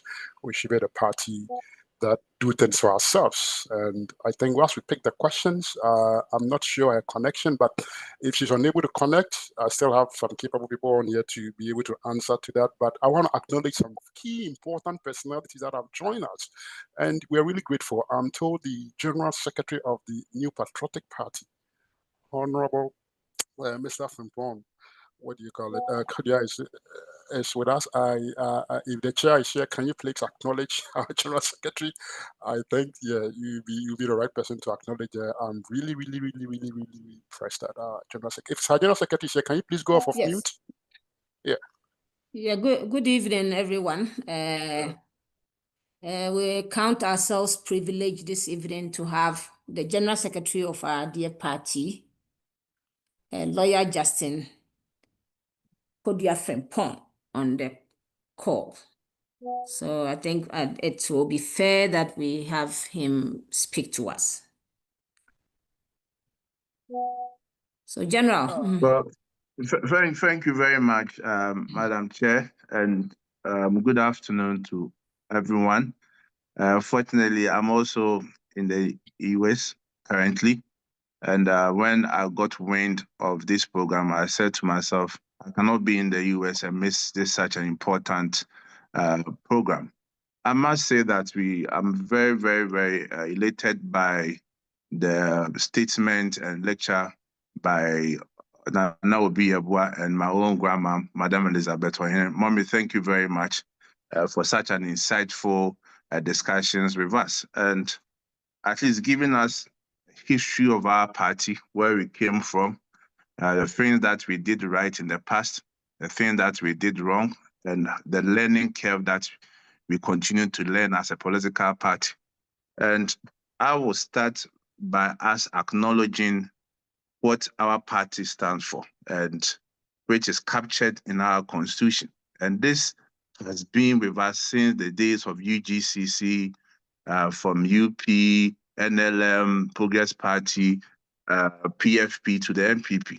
And that is something that all of us needs to reflect on it, which is the party's policy. And the party's policy, which is to liberate the energies of the people for the growth of a property-owning democracy in this land, with right to life, freedom, and justice as the principles to which the government and the laws of the land should be dedicated in order specifically to enrich life, property, and liberty of each and every citizen. And that has been our policy since the days of J.B. Dankwa. But surprisingly, because we have allowed the NDC for over the years to do propaganda with our policy, sometimes we shy away from it and not to admit that as a political party, we believe that the best way for a nation to thrive, the best way for a nation to develop is for the government to provide the opportunities for individuals to showcase their vision, to achieve their talent, and also to succeed in life. When the individual succeeds in an economy, that is where the economy develops. And that is why we refer to ourselves as a property-owning Democrats. But sometimes when NDC want to play propaganda, they say MPP are grabbing property, but that is not true.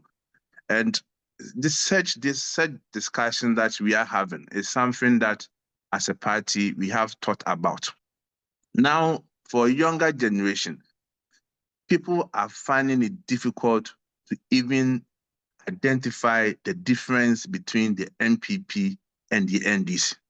For the older generation, those who saw PNDC era, AFRC era, understand what the NDC means, how they came about from the revolutionary point of view, and the NPP, a group of men and women who believe in capitalism, who are said to be center-right, coming together to form a political party.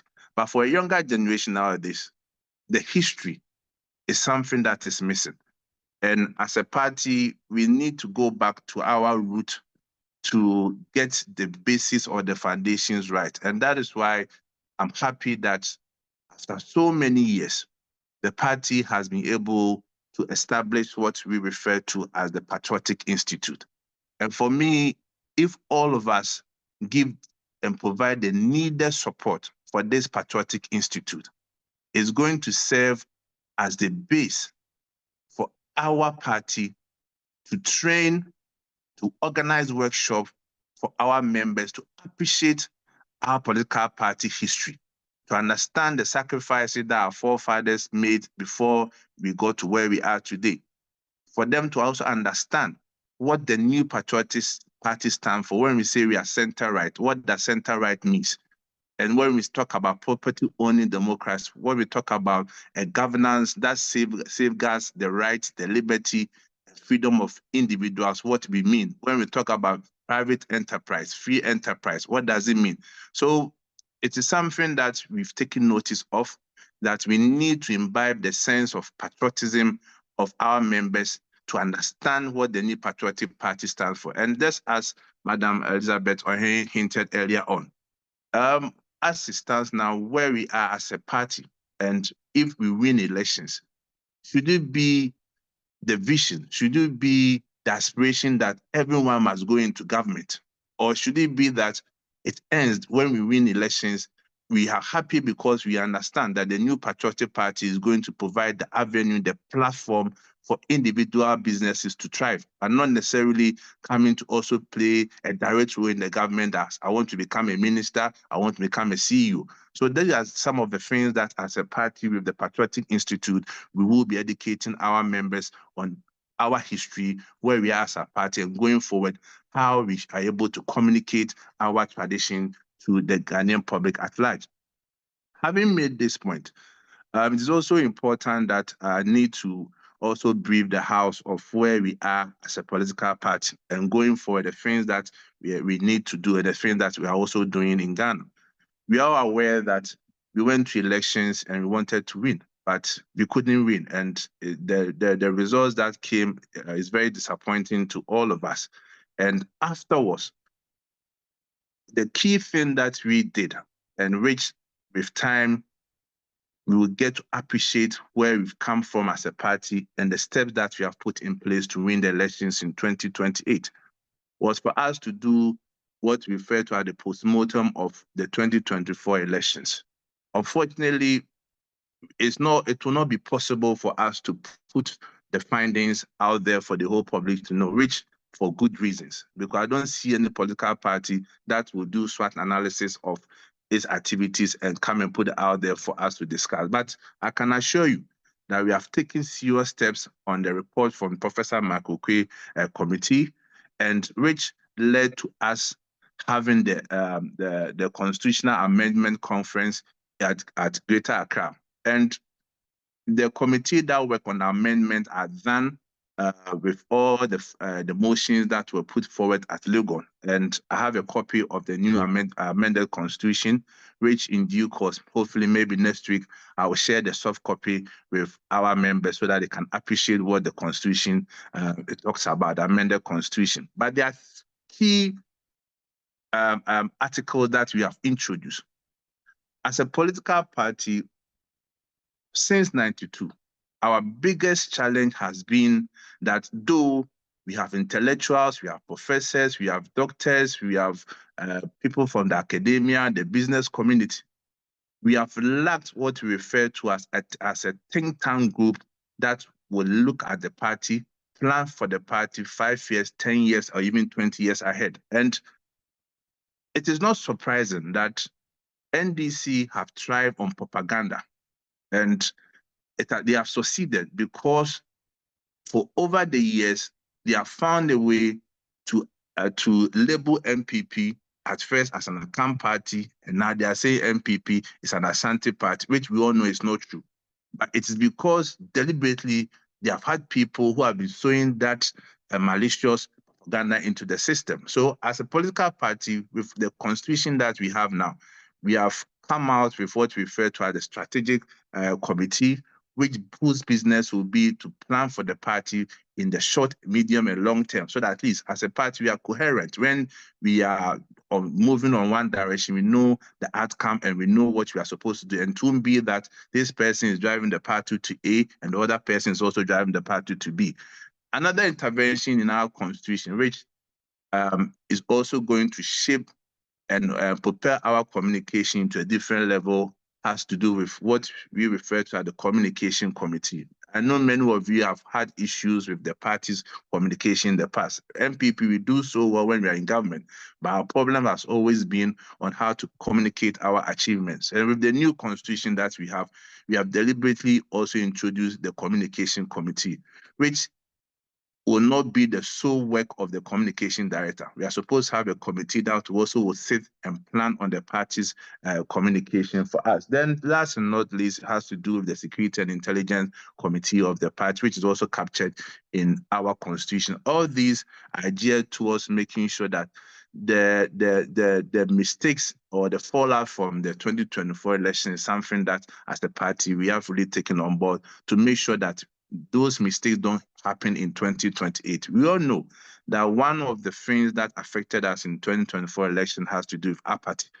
And it's something that the party has also taken steps with the expansion of our electoral college, whereby we are making it possible for former branch executives to also have a voting right. But you know, even in the US, there are people who in the past were very vibrant in the party, and when they became former executive, they have not been invited or they are not remembered in party programs and activity. And such people sat and fold their arms and adopt the do and see attitude. And likewise in Ghana, we have former constituency executives, former members of parliament who hitherto did not have a voting right. But now with the expansion, they are also being given the voting right. Then again, one thing that the party, with time, people are beginning to appreciate the reasons why we decided to hold the presidential primaries early. I quite remember when we proposed the date, there were so many verifications and so many attacks on us. But with time, people are beginning to appreciate that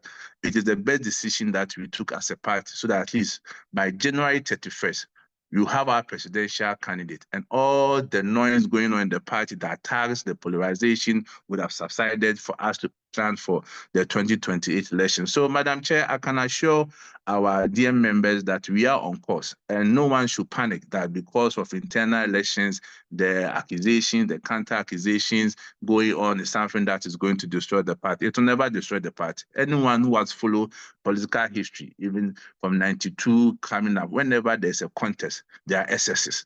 It's because at those times there was nothing like social media, so people could not even hear of the attacks going on. But these are things that we are going to manage post January 31st. So, Madam Chair, maybe that would be my initial remarks, and if questions come up, then I'll address them. Thank you. Thank you, Madam Chair. Chair. Thank you, General.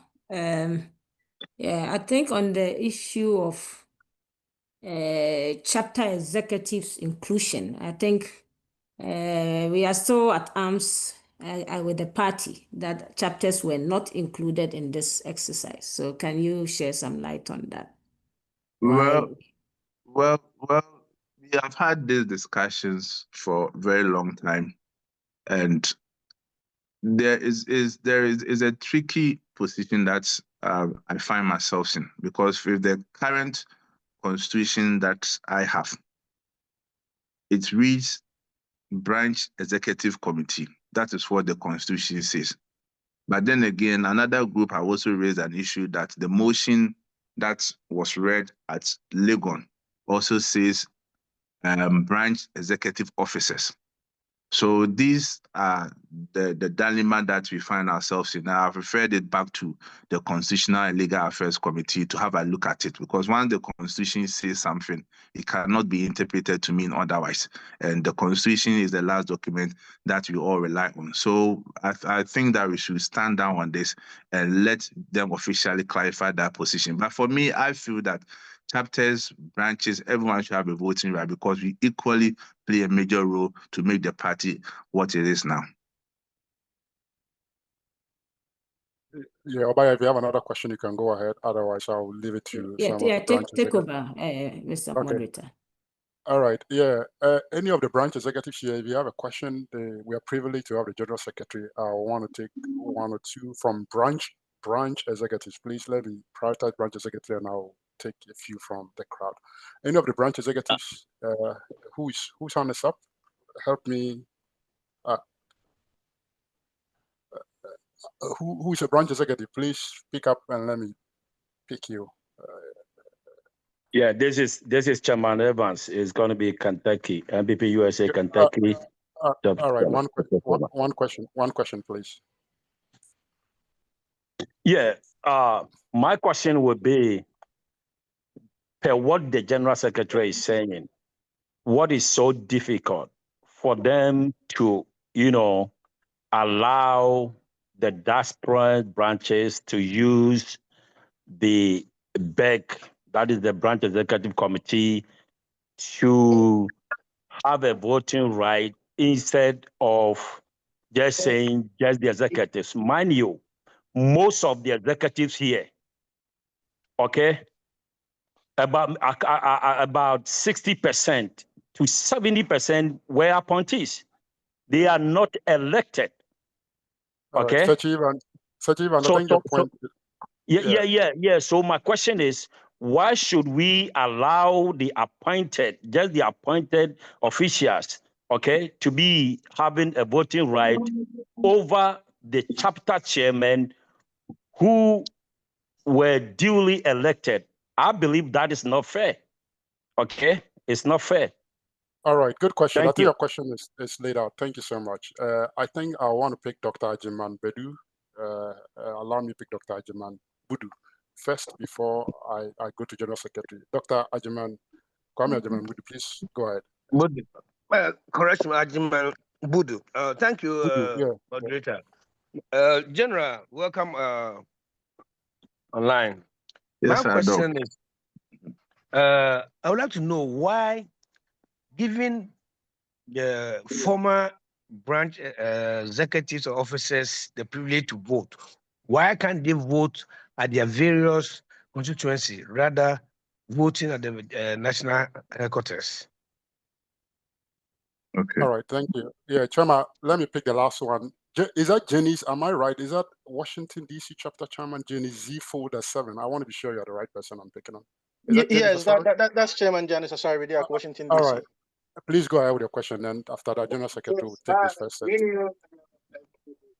Yes, so my question actually would be a piggyback on what the current speaker just said with regards to voting, because what we see in Ghana is pretty much where people have to come to the constituencies and vote.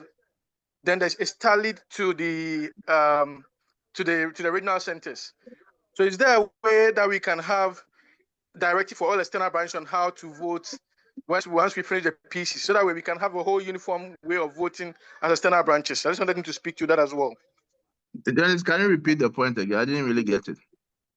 My point is in regards to how voting is done in the external branches, because we see one system of voting in Ghana where everybody votes at their constituencies, especially in person. Then the results are collated and taken. Okay. Yeah. Okay. So can we also have a system that is uniform for the external branches?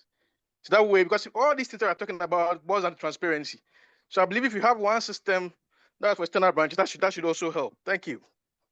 Janice, thank you. I think, General Secretary, the question is on transparency as our values and how that been cascade into all these issues of who gets to vote and all that kind of stuff. So please address it in that context as part of our values. So I'll start from the question that Janice asked. Janice, it's something that the party is looking at, and at least if not for anything, this current administration has a record of organizing free, fair, and transparent elections. When we organized the parliamentary primaries, for so many years, we have had issues with parliamentary primaries, people talking about album being manipulated to favor a particular candidate and elections being rigged. But for the first time, we never saw any issues with the parliamentary primaries, likewise the presidential primaries. And just as what is currently happening with the album verification exercise that we are doing, all these things are geared towards ensuring a free, fair, and transparent elections, whereby we are giving aspirants the chance to have their reps to be at the various constituency, region, even branches, and national to assist in the verification exercise, so that by January 31st, we have a credible register that nobody can complain. The same way will happen in our polling station, electoral area elections, constituency, region, national, and the branch elections. And this time around, we are going to have a uniform system because US cannot have a different system from the UK, likewise Germany. There should be consistency with what we do as a political party. And what is done in Ghana will be the same that will be done across our branches. And no branch will do something different from what will be done in Ghana. And once we put the elections committee in place, we will come out with the guidelines, the time that we'll be conducting branch elections, chapter elections, and the procedure and how we are going to ensure that there's credibility in the elections that we will hold.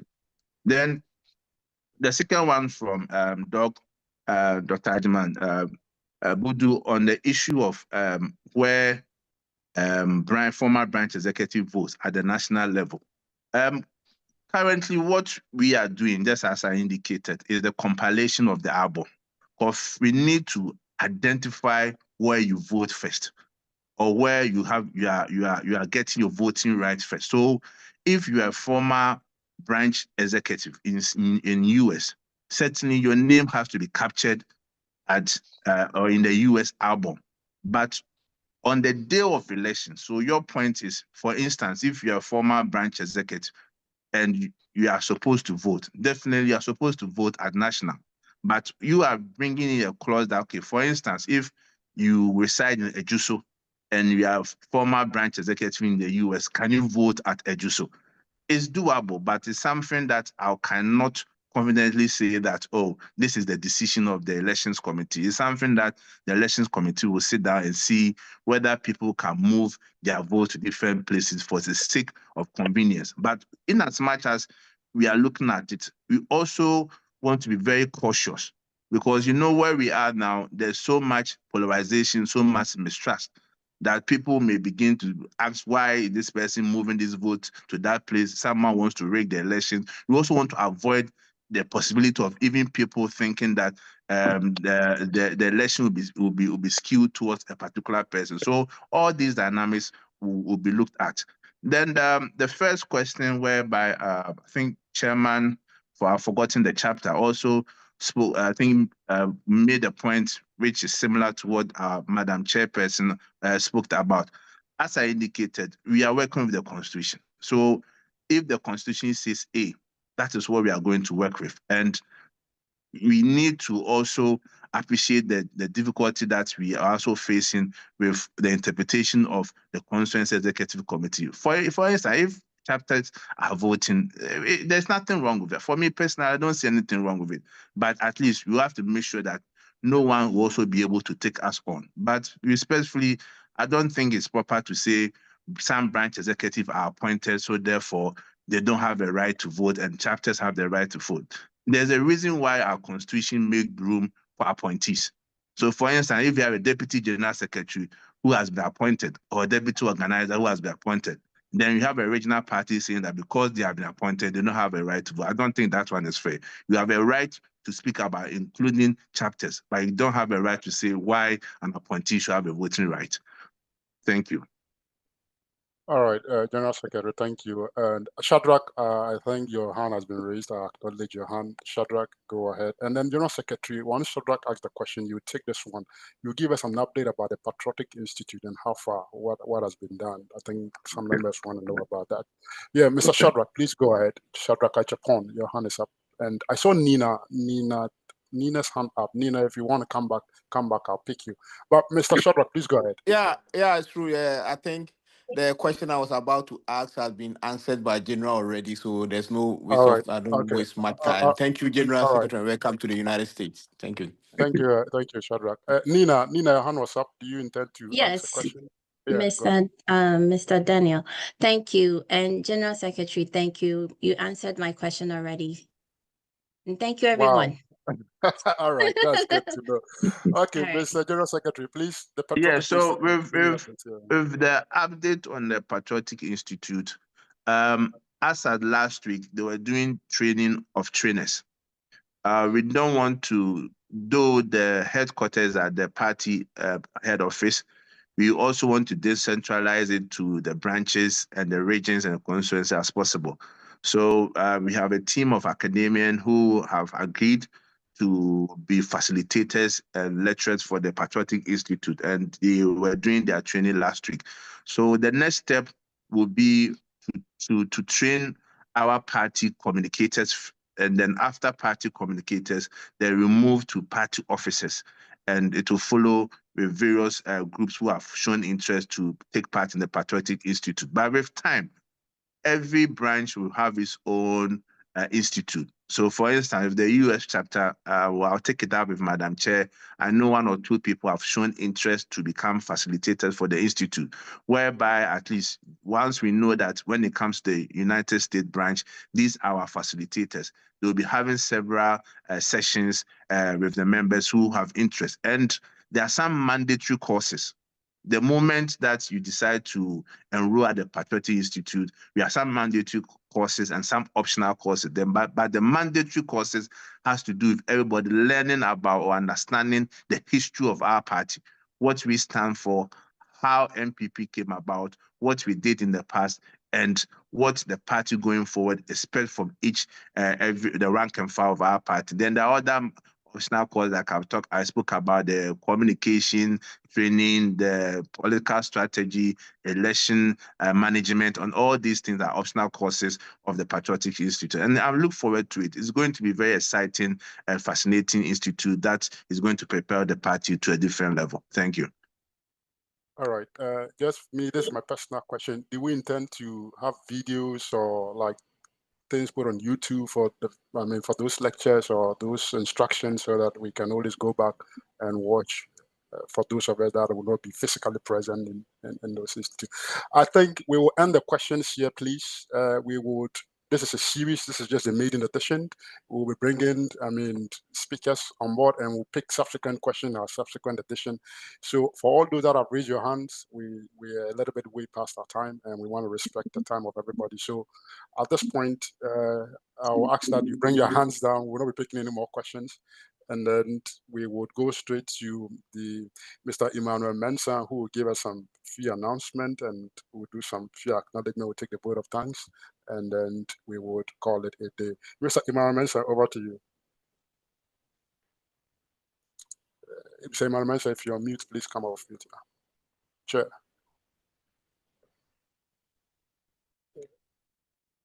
Mr. Emmanuel Mensah, I cannot hear you. I think you're still on mute.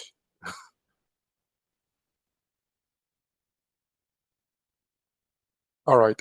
So as we wait for Emmanuel Mensah, I want to announce to the House that today's been the maiden edition.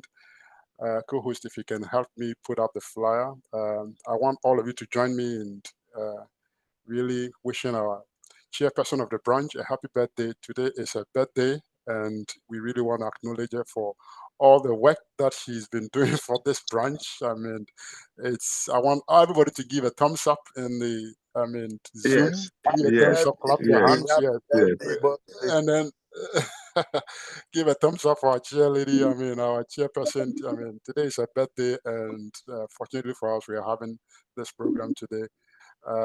Can the who share the birthday flyer for her? Chairperson, we want to say happy birthday, and the chapter really appreciate everything that you do.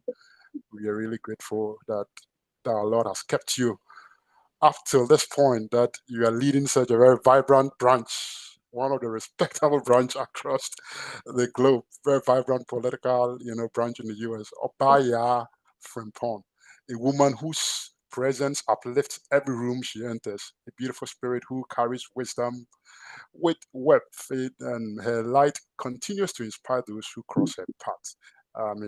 When I see the likes of Abaya, the likes of our Elizabeth Rohina, it just reminds me about how important our girl child education has been very good to our country, that they truly the place for all these things. And when we see them, it gives us encouragement that yes, our country is on the right path when it comes to providing education for our girl child. Obaya, if you have something to tell the branch, all the executives at this point, I leave it up to you.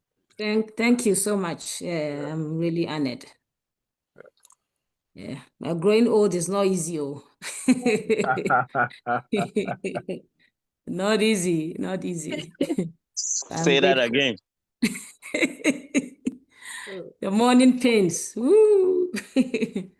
But it is well. Join the crowd. I'm grateful to all of you for the support, for the love.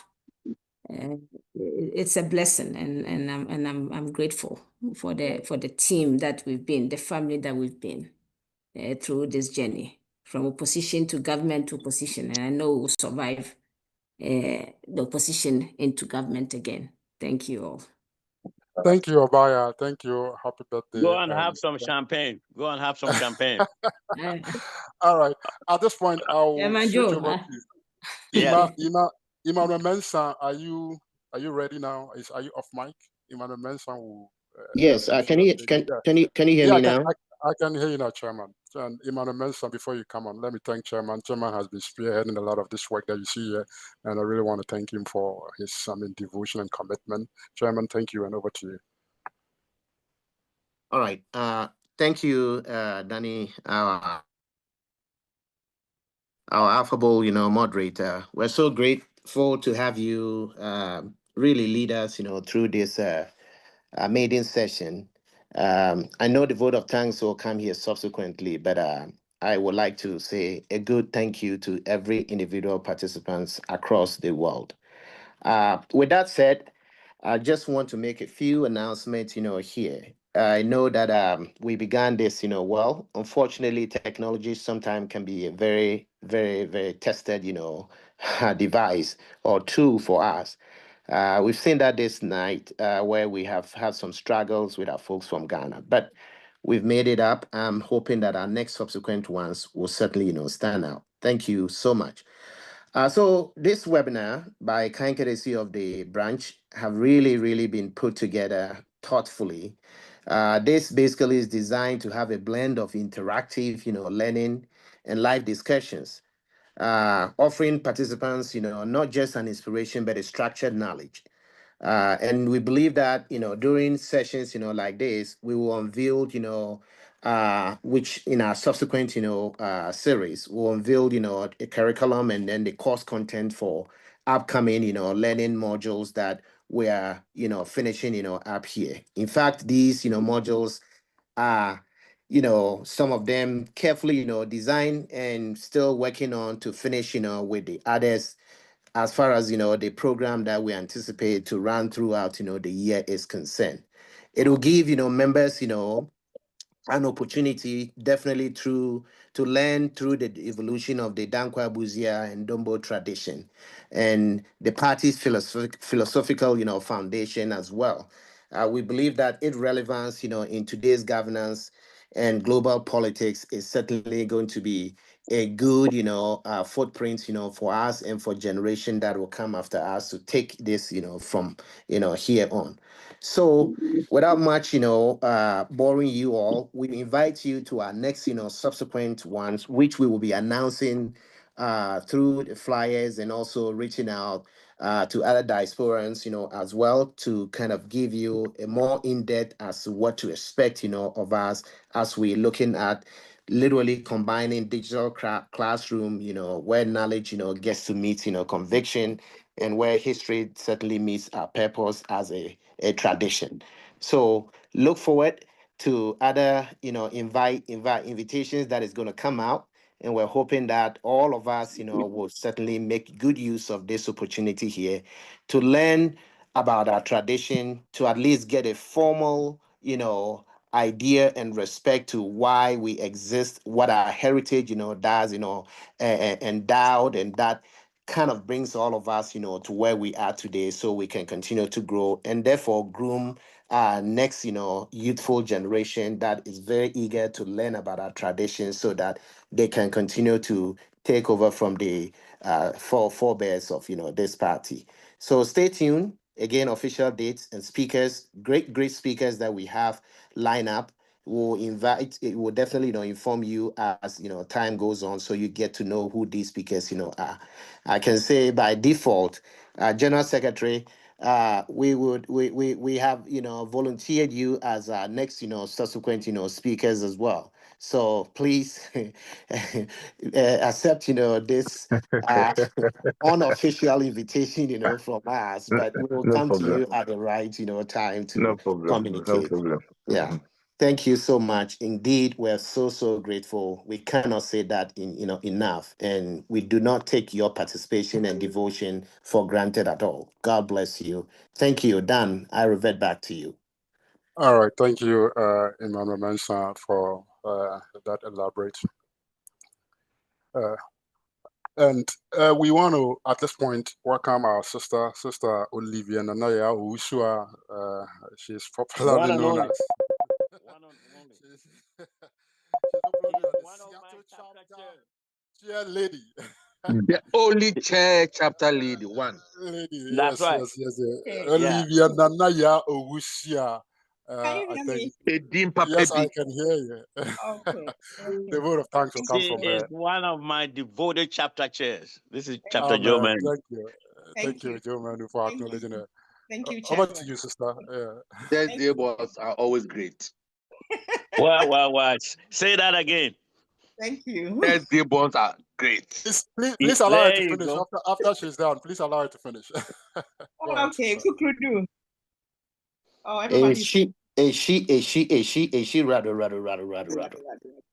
okay. Thank you all for joining us today as we officially launch the Npp-Usa webinar series. This marks the start of a powerful journey of dialogue, learning, and connection within our global NPP family. Our deepest gratitude goes to our distinguished guest speakers for their enlightening contributions to the Npp-Usa branch, its dedicated members and participants worldwide for your unwavering commitment and enthusiasm. A special thank you to the Planning Committee for your outstanding coordination and hard work, and to our chairperson, happy birthday, whose foresight and leadership continue to guide us with excellence and vision. Today, we didn't just host a webinar, we sparked a movement of renewal, unity, and shared purpose. Let's stay engaged, stay inspired, and keep building together. See you at the next session. Kukrudu. A she, rado. All right. So, Madam Chair, happy birthday. Yeah, October no, bonds are the best. So before we wrap up, everybody that came on, I want you to do one thing. We have seen the questions in the chat. They'll be factored into subsequent editions. And I just want you to do one thing for me. Type in the chat one thing that you commit to do to uphold the values of NPP. Please just type it in the chat for us and let us see your responses. In the chat, just type one thing that you commit to do to uphold the values of NPP. And for all those that we couldn't get to your questions, we promise that in our subsequent edition, we'll factor that in. We are really eternally grateful for everyone that have joined us. We've already taken the vote of thanks. And I think officially, this is where we are going to end our official programming. We streamed live on Facebook, we're on YouTube, we're across the globe. We thank you for sharing, and we hope that you send the message across so that in the next edition, as we put the flyers out, you will come back and then contribute and be part of this very enriching conversation that we have all embarked on. Thank you so much, everyone. God bless you, and God bless us all. Thank you. At this point, we are going to just play the national anthem, and we will be done. Thank you, everyone. God bless us all. God bless us all. We really appreciate everyone. Thank you, Thank Danny. you so much. Thank you so much. Thank you so much. Thank you so for much. coming. Yeah.